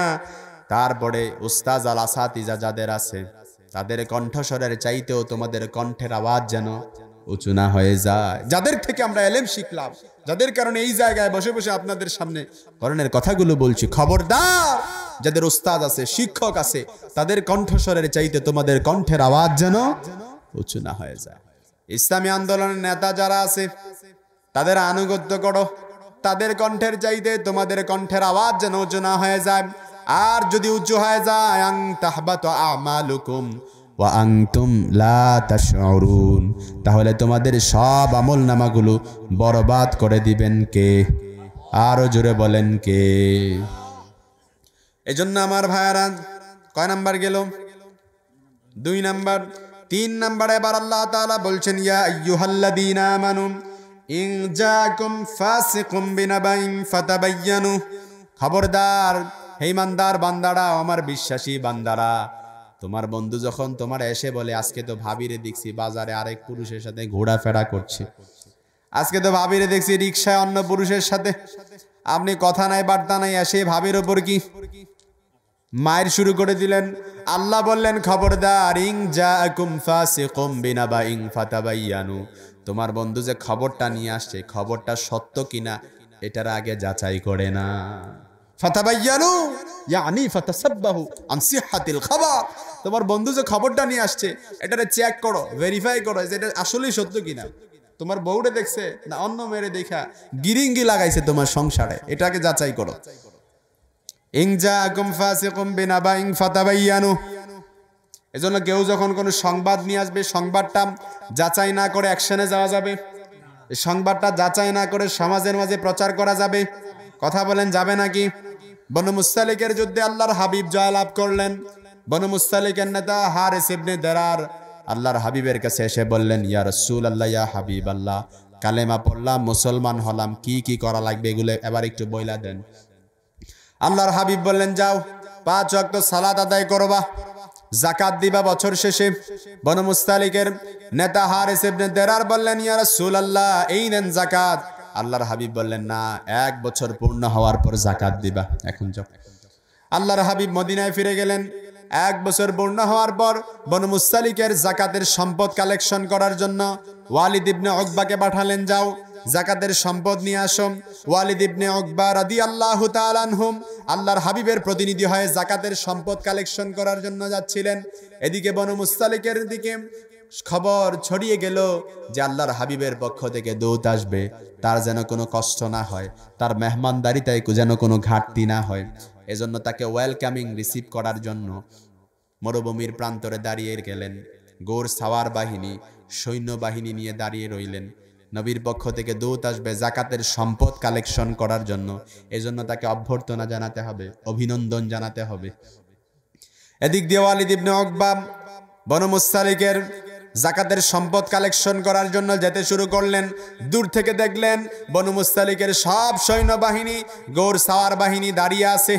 বনু মুস্তালিকের এই দৃশ্য দেখে ওয়ালিদ ইবনে উকবা ভয় পেয়ে গেলেন, হায় হায়, আমি যদি সামনে যাই তাহলে তো জান নিয়ে আর ফেরা যাবে না।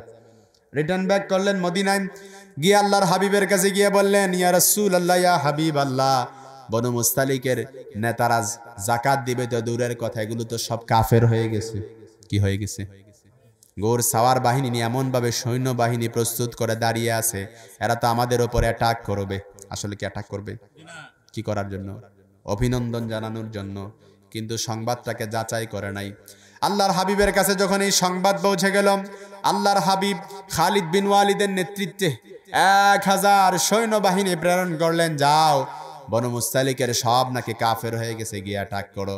আল্লাহ আয়াত নাজিল করলেন, ইন জাআকুম ফাসিকুম বিনাবাইন ফাতাবায়ানু, নবী হে, ওয়ালিদ যে খবরটা নিয়ে আসছে, এই খবরটা সত্য কিনা আগে যাচাই করে নেন, তা না হলে বনু মুস্তালিকের একজন সৈন্যের উপরে যদি কোনো আঘাত লাগে, এর দায়ভার কিন্তু আপনি নবীর কাঁধেই এসে পড়বে। সুবহানাল্লাহ পড়বেন না? তাহলে সংবাদ যদি কেউ বলে, যদি আপনার কাছে নিয়ে আসে, এটাকে যাচাই করবেন, ভেরিফাই করবেন। এটা না যাচাই করে এটা কি করা যাবে না, হুট করে প্রচার করা যাবে। আরো জোরে বলেন, যাবে নাকি? যাবে, যাবে, যাবে।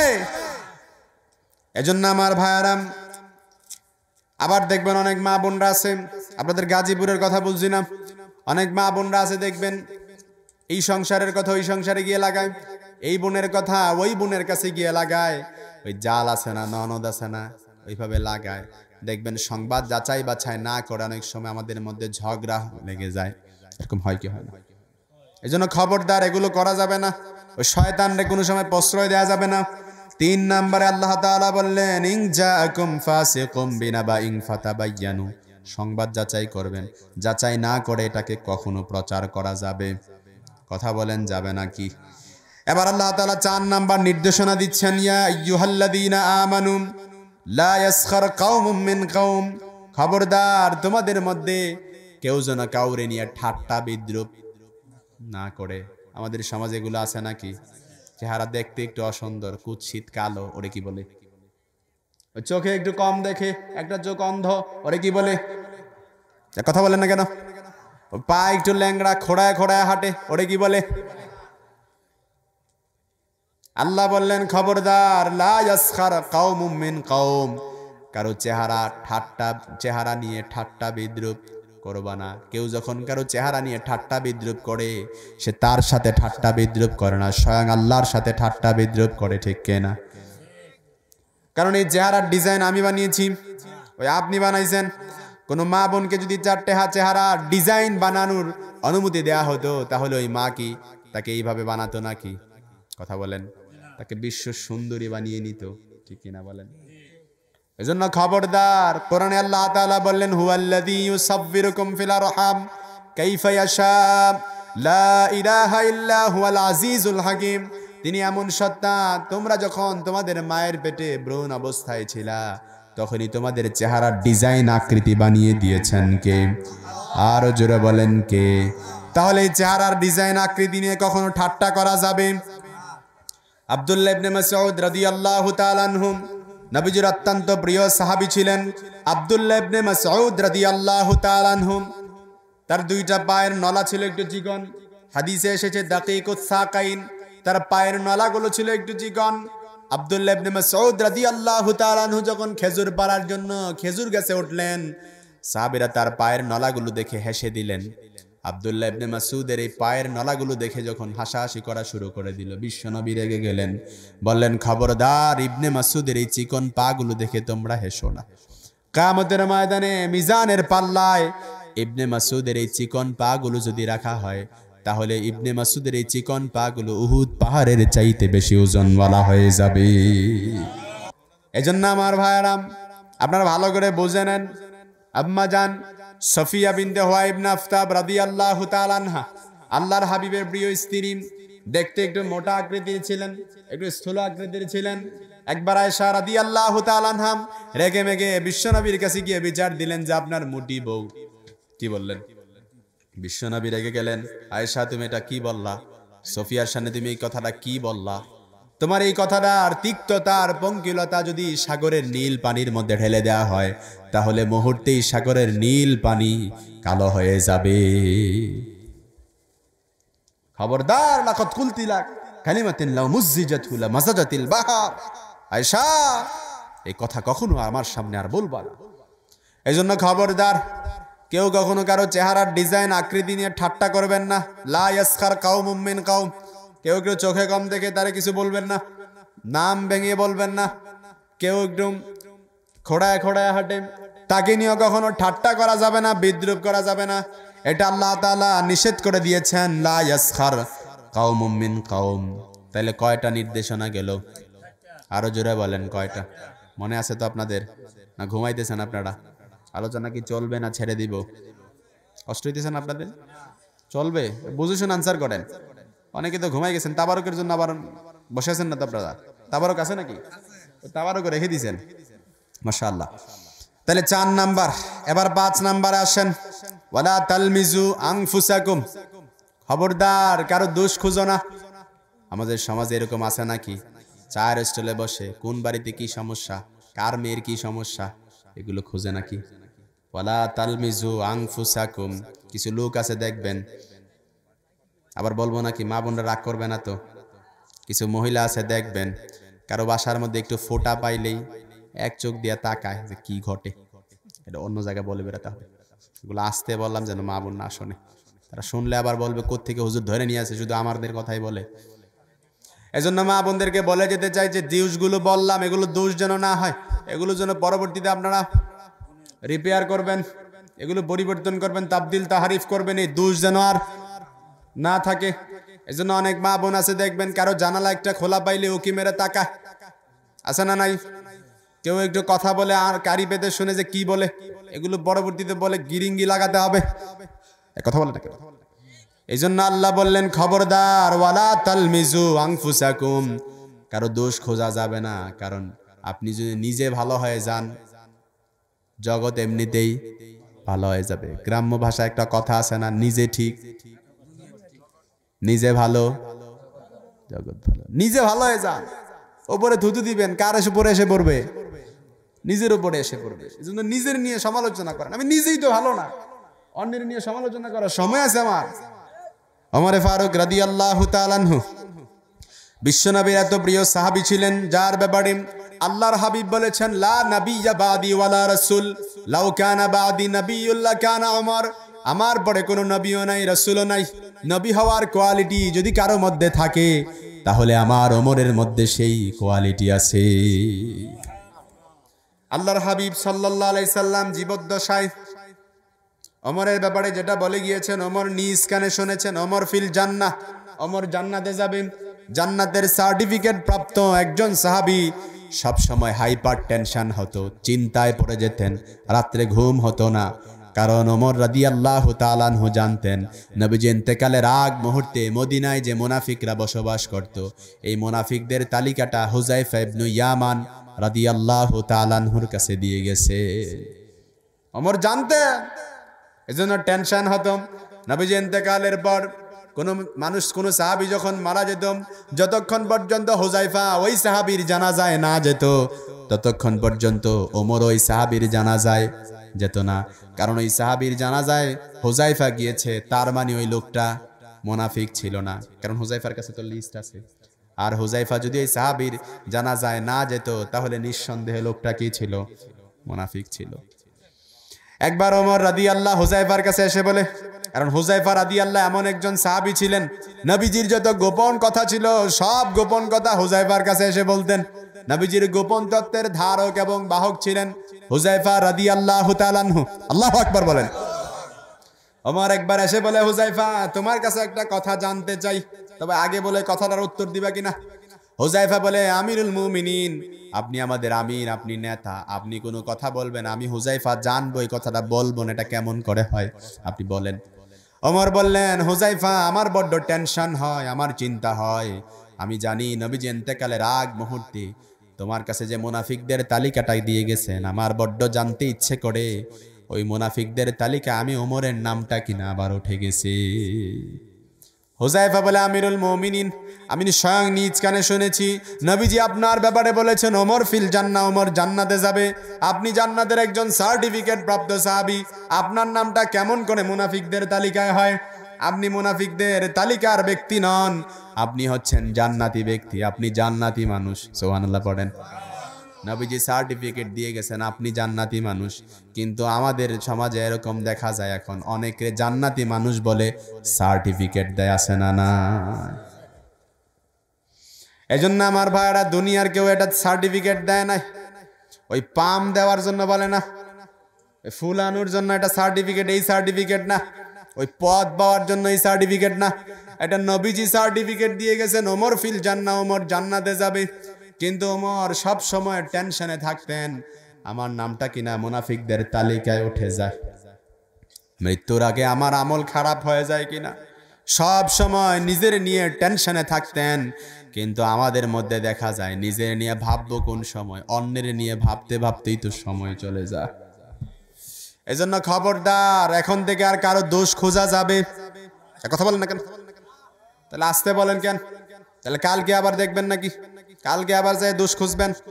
ভালো করে ওয়াজ নোট করে নেন। কুমিল্লার হুজুর এসে বলে গেছে, খবরদার কারো দোষ খুঁজবা না, কারণ নিজে ঠিক তো দুনিয়া এমনিতেই ঠিক হয়ে যাবে। এরপরে আসেন সংক্ষেপ করে বলে দিচ্ছি, ওয়ালা তানাবাজু বিল আলকাব, খবরদার মানুষকে মন্দ নামে ডাকবা না। আমাদের সমাজে কিছু উচ্ছৃঙ্খল যুবক আছে, আমি আপনাদের এই সমাজের কথা বলছি না, কিন্তু কিছু যুবক আছে দেখবেন মুরব্বি পাইলেই তাদের নাম বদলাইয়া বিদ্রুপ করে ব্যঙ্গ করে ডাকে, এরকম মনে হয় নাই? এজন্য খবরদার, ওয়ালা তানাবাজু বিল আলকাব, কাউকে মন্দ নামে ডাকবা না, এটা কবিরা গুনাহ। কারণ আপনি যখন কাউকে মন্দ নামে ডাকলেন তার প্রতি আপনার অন্তরে একটা ঘৃণা জন্মাবে, কিন্তু কাউকে যখন আপনি পুরো নামে ডাকবেন আপনার প্রতি তার অন্তরে একটা ভালোবাসা পয়দা করে দিবেন কে? কারণ মানুষের কাছে তার নামটা বড্ড পছন্দের, আমার কাছে আমার নামটা বড্ড পছন্দের। ওই যে রিদওয়ান ভাই, আপনার কাছে মনে হবে রিদওয়ান একটা নাম হলো নাকি, কিন্তু না, তার কাছে তার নামটা অনেক পছন্দের, ঠিক কিনা বলেন? এই জন্য আব্বা আম্মা পছন্দ করে নাম রাখছে আব্দুল কুদ্দুস, তারা কি বইলা ডাকে? আব্বা আম্মা নাম রাখছে আবু বকর, তারা কি বলে? কথা বলে না কেন?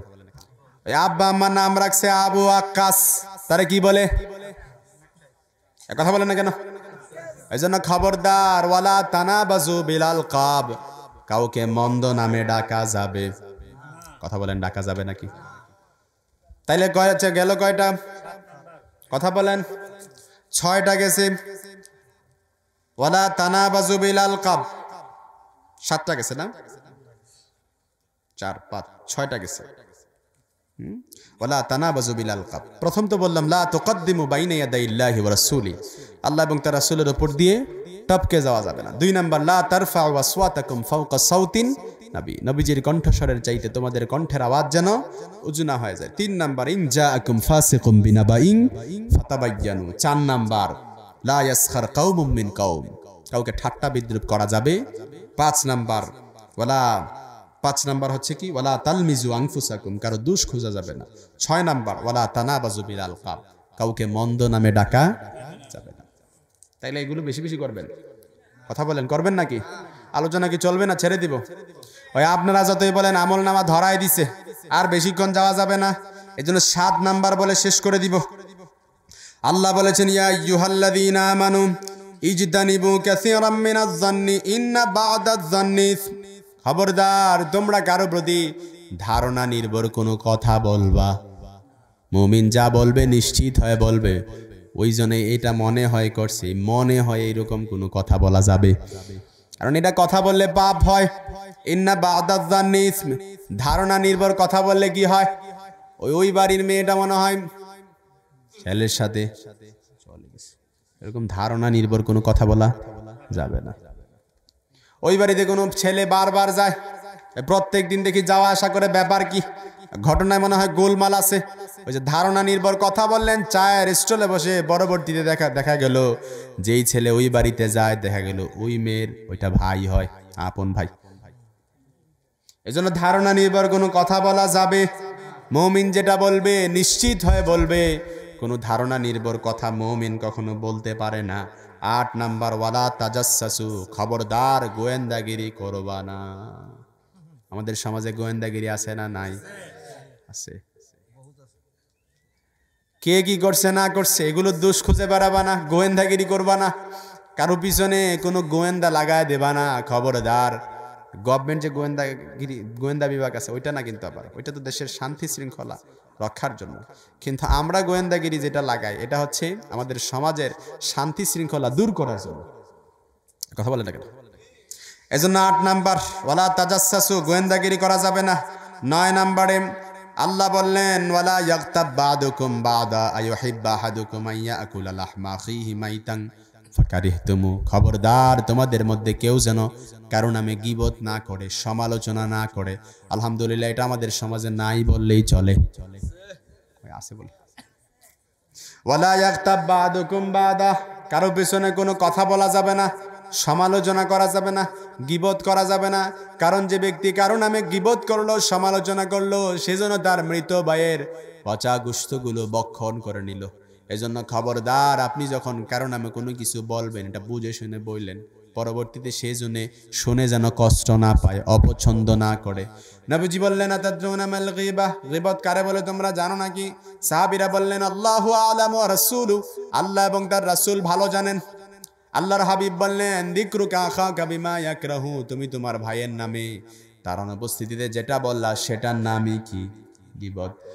আল্লাহর হাবিবের কাছে সাহাবীরা বললেন ইয়া রাসূলুল্লাহ, ইয়া হাবিবাল্লাহ, আমি আমার ভাইয়ের নামে যেটা বলছি সেটা যদি সত্যি হয় থাকে, আসলেই যদি এই দোষটা তার ভেতরে থাকে, আল্লাহর হাবিব বললেন আরে তাহলেই তো গীবত। আর যদি সেটা তার মধ্যে না থাকে তাহলে সেটা তো গীবত হয় না, সেটার নাম বহতান আর মিথ্যা অপবাদ। আপনি যেটা বলছেন আসলে এটা আপনার ভাইয়ের মধ্যে আছে, যার নামে বলছেন আসলেই সত্যি সেটা করছে, কিন্তু তার অনুপস্থিতিতে বলার কারণে সেটা কি হয়ে গেল? গীবত হয়ে গেল। কিন্তু এখন আমাদের সমাজে হালাল বন্ধায় গীবত চলে। কথা বললে তো গীবত হয়ে যায়, তারপর না বলে পারি না, বলে কি বলে না? কথা বললে যদি গীবত হয়ে যায় তারপরে যদি বলেন, তাহলে এটা কি গুনাহ কম হবে? এটা তো ডাবল হবে গুনাহ, কারণ আপনি জেনে বুঝে করতেছেন। এজন্য বললে যদি গীবত হয়ে যায়, স্টপ, আর বাড়ানো যাবে। 10 নম্বরে এবার আল্লাহ তাআলা আমাদেরকে নির্দেশনা দিলেন ইয়া আইয়ুহান নাস ইন্না খালাকনাকুম মিন যাকারিন ওয়া উনসা। এতক্ষণ আল্লাহ বললেন ইয়া আইয়ুহাল্লাযীনা আমানু, কয়টা পয়েন্ট বললাম? 9টা পয়েন্ট। এবার 10 নম্বর। এর আগে কয়টা বললাম? 9টা। এই 9টা পয়েন্ট আল্লাহ তাআলা বললেন, অ্যাড্রেস করলেন ইয়া আইয়ুহাল্লাযীনা আমানু, ও আমার ইমানদার বান্দারা। এবার 10 নম্বরে যে আল্লাহ বলছেন ইয়া আইয়ুহান নাস, ও পৃথিবীর মানব সকল, ও পৃথিবীর মানব সম্প্রদায়, ইন্না খালাকনাকুম মিন যাকারি ওয়া উনসা, তোমাদেরকে সৃষ্টি করা হয়েছে এক মূলে। আমাদের আদি পিতার নাম কি? সাইয়েদনা আদম আলাইহিস সালাম। আদি মাতার নাম কি? সাইয়েদাতুনা হাওয়া আলাইহাস সালাম। তার মানে বোঝা যায় পৃথিবীতে হিন্দু বলেন, বৌদ্ধ বলেন, খ্রিস্টান বলেন, ইহুদি বলেন, নাসারা বলেন, সবাই আমরা কি? ভাই ভাই, আমাদের মধ্যে কোনো ভেদাভেদ নাই। বুঝে শুনে আনসার করেন। কিন্তু আমাদের মধ্যে এরকম অনেক দেখা যায় টুপি দেখলে দল ভাগ করে ফেলি। গাজীপুরে মনে হয় নাই, দাড়ি দেখলে দল ভাগ করে, ও কোন পীরের মুরিদ, ও কোন দল করে। জুব্বা দেখলেই বলে ও কোন দল করে, এরকম আছে না নাই? কিন্তু আল্লাহ বললেন খবরদার, ইন্না খালাকনাকুম মিন যাকারি ওয়া উনসা, তোমাদেরকে সব থেকে একজন থেকে তোমাদেরকে সৃষ্টি করা হয়েছে, তোমাদের মূলে হচ্ছে একজন। এর মানে বোঝা গেল আমরা সবাই ভাই ভাই, আমাদের মধ্যে কোনো ভেদাভেদ নাই। কিন্তু দেখা যায় এই ভাইয়ে ভাইয়ের সম্পর্ক অনেক সময় নষ্ট করতে চায়। ওই পাশের দেশের দাদা বাবুরাও আছে আমাদের সম্পর্ক নষ্ট করতে চায়। কথা বলে না কেন? অনেক সময় দেখা যায় আমাদের যে সম্পর্ক আছে, ঐক্য আছে, এটাকে তারা বিনষ্ট করতে চায়। তারা আমাদেরকে সবক দেয় সংখ্যালঘু সংখ্যালঘু বলে। কিন্তু আমরা বলতে চাই বাংলাদেশে সংখ্যালঘু বলতে কেউ আছে নাকি? যারা আছে যদি থাকতো তারা এই বাংলাদেশে জামাই আদরে বসবাস করতো না। এজন্য যারা আমাদেরকে সাম্প্রদায়িক সম্প্রীতির বুলি শিখায়, ওই 16 বছর আমাদের মাথার ওপর কাঁঠাল ভেঙে খেয়েছে। এখন যখন এটার সুযোগটা হাতছাড়া হয়ে গেছে, এজন্য মাথাটা খারাপ হয়ে গেছে, কি করবে আল্লাহ জালা বুঝতেছে না। এজন্য আমার ভাইরা, ওই আমি কোনো রাজনীতির ওয়াজ এটা কম করে, কিন্তু এসে গেছে যখন, তখন আর ছাড় দেয়া যাবে না। এজন্য যারা সাম্প্রদায়িক সম্প্রীতির বুলি শেখায় তাদেরকে আমরাও সবক দিতে চাই। আমাদের ইতিহাস ঐতিহ্যের হাজার হাজার বছরের যে পুরনো মসজিদ, বাবরি মসজিদ ভেঙে যেখানে মন্দির নির্মাণ করছে, তারা আবার আমাদেরকে সাম্প্রদায়িকতার বুলি শেখায়। এটা বড্ড বেমানান, ঠিক কিনা বলেন? এজন্য আমার ভাইরা, আমরা মুসলমান অসাম্প্রদায়িক জাতি, আমরা কোনো সাম্প্রদায়িক জাতি না।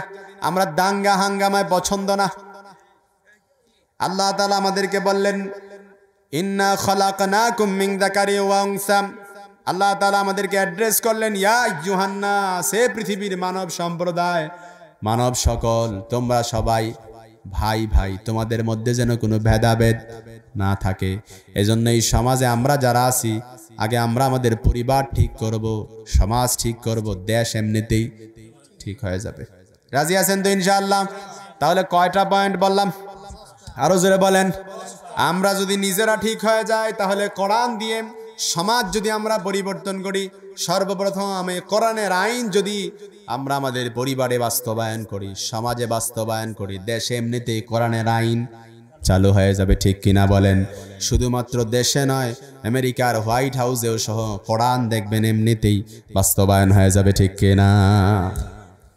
কোরআন দ্বারা যদি সমাজ চালাতে পারেন, তাহলে সমাজে যে গুণেধরা আছে, কোরআন থেকে যদি প্রেসক্রিপশন নিতে পারেন, এই গুণেধরা সমাজকে সুন্দর করে দিবেন কে? আরো জোরে বলেন কে? আমার কাছে একটা জিনিস খুব ভালো লাগলো, এই যে আজকে মাত্র নিউজটা দেখলাম, আমার মিডিয়া ম্যান দেখালো আমাকে, যে আমেরিকার যে প্রেসিডেন্ট হয়েছে, নাম কি? Donald Trump. ডোনাল্ড ট্রাম্পকে যে অভিবাদন জানানোর জন্য যে অনুষ্ঠান করা হয়েছে, সেখানে সর্বপ্রথম অভিবাদনের অনুষ্ঠান শুরু করা হয়েছে কোরআন তেলাওয়াত দিয়ে। এজন্য এটা অত্যন্ত আনন্দের বিষয়।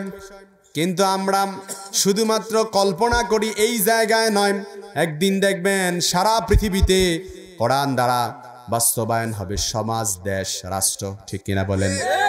একদিন দেখবেন আমাদের পরিবার কোরআন দ্বারা পরিবর্তন হয়ে গেছে, সমাজ কোরআন দ্বারা, কোরআনের আইন দ্বারা পরিবর্তন হয়ে গেছে, দেশ কোরআনের আইন দ্বারা পরিবর্তন হয়ে গেছে, ঠিক কিনা? এজন্য গুণেধরা সমাজকে ঠিক করতে হলে কোরআন থেকে প্রেসক্রিপশন নিতে হবে। আমার দেশকে সুন্দর করতে হলে কোরআন দ্বারা প্রেসক্রিপশন নিতে হবে। এই দেশকে দুর্নীতি মুক্ত করতে হলে কোরআন দ্বারা প্রেসক্রিপশন নিতে হবে, ঠিক কিনা? এই জন্য যারা দুর্নীতি করে কানাডার বেগম পাড়ায় বাড়ি বানায়, ওই আমেরিকাতে বাড়ি বানায়, ওই যারা 30,000 কোটি টাকা একাই ভোগ করে নেয়, দুবাইতে জায়গা কিনে, বাড়ি কিনে, এমন যারা করে, খবরদার, এই কোরআনের আইন যদি বাস্তবায়ন হয়ে যায় তাহলে দুর্নীতি করার সুযোগ আছে নাকি? এজন্য দেখবেন অনেকে চায় যে কোরআনের আইন বাস্তবায়ন না হোক, কারণ কোরআনের আইন বাস্তবায়ন হয়ে গেলে গাছেরটাও করে তো তলারটাও করে তো সুযোগ তো হাতছাড়া হয়ে যাবে। কথা বলেন না কেন? এজন্য খবরদার, কোরআন থেকে আমরা যতক্ষণ কথা শুনলাম, অন্ততপক্ষে আমরা যেন আমাদের নিজেদের সমাজকে কোরআন দ্বারা পরিবর্তন করতে রাজি থাকি। কথা বলেন। আল্লাহ যদি কোরআন দ্বারা আমরা যদি আমাদের সমাজকে পরিবর্তন করি, তাহলে এমনিতেই দেখবেন সমাজে চুরি, ডাকাতি, রাহাজানি সব কিছু দূর হয়ে যাবে। সুন্দর সুশৃঙ্খল সমাজ আল্লাহ তাআলা আমাদেরকে উপহার দিয়ে দিবেন। ঠিক কিনা বলেন? এই কোরআনের সমাজে কোনো টেন্ডারবাজ থাকবে না, এই কোরআনের সমাজে কোনো চাঁদাবাজ থাকবে না, এই কোরআনের সমাজে কোনো দুর্নীতিবাজ থাকবে না, এই কোরআনের সমাজে এমন কোনো শৃঙ্খল যুবক থাকবে না যারা 14 ফেব্রুয়ারিতে অপর মেয়ের উন্না ধরে টান দিবে। ঠিক কিনা? এই জন্য খবরদার।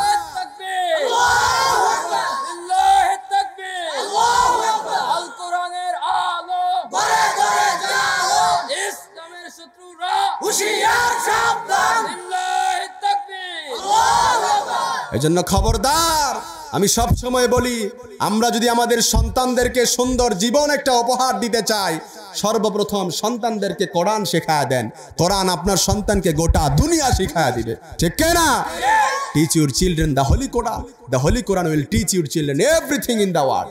আপনি আপনার সন্তানকে কোরআন শেখান, কোরআন আপনার সন্তানকে গোটা দুনিয়া শিখায় দিবে। এজন্য যারা আমাদের কাছে সব সময় নালিশ নিয়ে আসে, হুজুর সন্তানটা খারাপ হয়ে গেছে, কথা শোনে না, আমি বলি সন্তানকে যে জজ ব্যারিস্টার, সন্তানকে ইঞ্জিনিয়ার বানাইছেন ঠিক, কিন্তু কোরআনের জ্ঞান তো তার ভেতরে ঢুকায় দেন নাই। এজন্য দেখা গেছে কোরআন এমনিতেই, এই কোরআনের কারণে, কোরআনের জ্ঞান না দেওয়ার কারণে সন্তান এমনিতেই পচে গেছে, তার মন মস্তিষ্ক সবকিছু বিকৃত হয়ে গেছে। ঠিক কিনা বলেন? এজন্য সন্তানদেরকে যা শিখান, সন্তানদেরকে যেই জ্ঞান শিখানি না কেন, যেই শিক্ষাই দেন না কেন, সর্বপ্রথম এই সন্তানদেরকে কি শিখায় দিবেন? আরো জোরে বলেন, কি শিখাবেন? কোরআন শিখাবেন। কোরআন যদি আপনার সন্তানের মন মস্তিষ্কের ভেতরে ঢুকে যায়, তাহলে দেখবেন ওই সন্তান, আপনি বাবা বৃদ্ধ হলে আপনাকে বৃদ্ধাশ্রমে পাঠিয়ে আপনার ইজ্জত সম্মানকে কখনো নষ্ট করবে না। আপনি বৃদ্ধ হলে পরে আপনার সাথে চোখ রাঙিয়ে কথা বলবে না। আপনি বৃদ্ধ হলে পরে আপনার কণ্ঠস্বরের চাইতে তার কণ্ঠের আওয়াজ উঁচু করবে না। ঠিক কিনা বলেন? কোরআনের জ্ঞান যদি আপনার সন্তানের ভেতরে থাকে, তাহলে দেখবেন বৃদ্ধ বয়সে ওই মুখ লুকাইয়া সারা রাত চোখের পানি ফেলে কান্নাও করতে হবে না। আল্লাহ তাআলা সকলকে সহি সমাজ দান করুক। পড়েন আমিন। আরো জোরে পড়েন আমিন। আপনারা কি কষ্ট পেয়েছেন? রাগ করেছেন? যতগুলো কথা বলেছি এগুলো মানা যাবে না? বানিয়ে বানিয়ে কোনো কথা বলেছি? কথা বলেন, কোনো কিচ্ছা কাহিনী বলেছি? সূরাতুল হুজুরাত থেকে আমরা আলোচনা করেছি। কয়টা পয়েন্ট? আরো জোরে বলেন, কয়টা পয়েন্ট? 10টা পয়েন্ট। আমি যদি একটু রিমাইন্ডার দিই, সর্বপ্রথম আপনারা আমার সাথে আওয়াজ করে বলেন, আপনাদেরকে এতক্ষণ কষ্ট দিছি, আর একটু কষ্ট দিই। আমি যদি একটু রিমাইন্ডার দিই, সর্বপ্রথম, আচ্ছা এই 10টা পয়েন্ট আপনারা যদি কেউ বলতে পারেন একসাথে, 10টা পয়েন্ট, একটু ভুল হইতে পারে, কেউ যদি বলতে পারেন এই 10টা পয়েন্ট, তাকে আমি কিছু হাদিয়া দিব। দেখি এরকম কোনো যুবক আছে কিনা যে 10টা পয়েন্ট, মাঝে মাঝে ভুল যেতে পারে, কিন্তু সাহস করে দাঁড়ায় যান যে হুজুর এই 10টা পয়েন্ট আমি একসাথে বলবো সূরাতুল হুজুরাত থেকে। দেখি এরকম কোনো যুবক আছে কিনা, আমি একটু হেল্প করব। কেউ নাই? তার মানে আলোচনার মাঝখানে সবাই ঘুমাইছেন নাকি? দেখি একটু সাহস করে দাঁড়ান। শুধু বাংলায় বলবেন, শুধু বাংলাতে বলবেন যে হুজুর, আরবি তো বলতে হবে না। একজনও নাই? একজনও? আমি সাহায্য করব, আমি আপনাদেরকে হেল্প করব। কয়েকটা হইলেও দেখি, তার জন্য হাদিয়া আছে, সম্মানী হাদিয়া আছে। দেখি একজন যুবক দাঁড়ান। কেউ পারবেন না? সাহস করে দাঁড়াই যান। দেখি। মাশাআল্লাহ মাশাআল্লাহ, মুরব্বী চাচা দাঁড়াই গেছে। আগে চাচার জন্য দোয়া করি, আল্লাহ যেন চাচাকে নেক হায়াত দারাজ করে। পড়ে না আমিন। দেখি বলেন একটা। কি বলছে? নবীর কণ্ঠস্বরের চাইতে কণ্ঠের আওয়াজ যেন উঁচু না হয়। 2 নম্বরে বল। ঠিক আছে। ও, এটা তো প্রথম নাম্বার, এটা তো শানে নুজুল বলছি। প্রথম নাম্বারে, প্রথম নাম্বার কি? লা তুকদ্দিমু বাইনা ইয়াদাইল্লাহি ওয়া রাসূলি। আল্লাহ এবং তার রাসূল যেটা বলেছেন এটাই কি ফাইনাল। তাহলে 2টা। 3 নাম্বারে বলেন। না, আপনি বলেন, যেভাবে ইচ্ছা আপনি বলেন। আমি জাস্ট শুধুমাত্র, গীবত করা যাবে না। ওয়ালা ইয়াগতাব বা'দুকুম বা'দা ওয়ালা তানাবাযু বিল আলকাব। মন্দ নামে ডাকা যাবে না, গোয়েন্দাগিরি করা যাবে না। ওয়ালা তাজাসসু, গোয়েন্দাগিরি করা যাবে না। 5টা বলছে। হ্যাঁ, এটা তো ওয়ালা তাজাসসু, গোয়েন্দাগিরি করা যাবে না। 6 নম্বরে বলেন। দেখি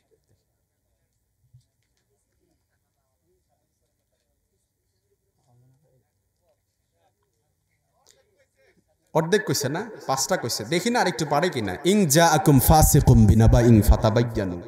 কোনো সংবাদ যাচাই না করে সেটা কি করা যাবে না, প্রচার করা যাবে না। 6 নাম্বার।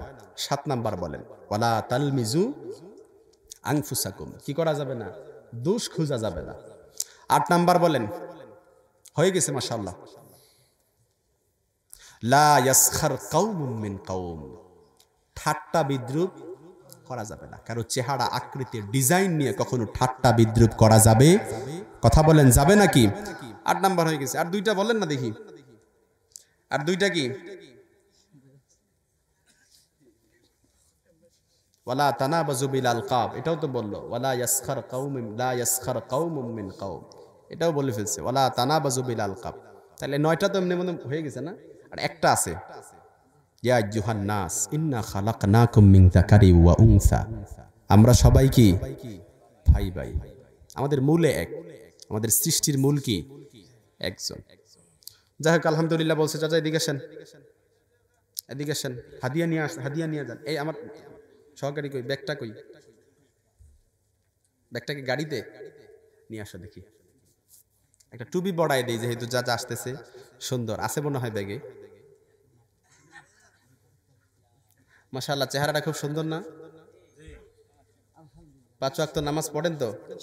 এই যে প্যান্টটা একটু গুছান, আর একটু গুছান, উপরে উঠান না, এইভাবে গুছাইতে বলছি না, নিচে উপরে উঠান। হ্যাঁ এই তো মাশাআল্লাহ। না শীতের জন্য তো নামানো যাবে না, ওই শীতের জন্য তো মৌজা আছে না, খুব সুন্দর।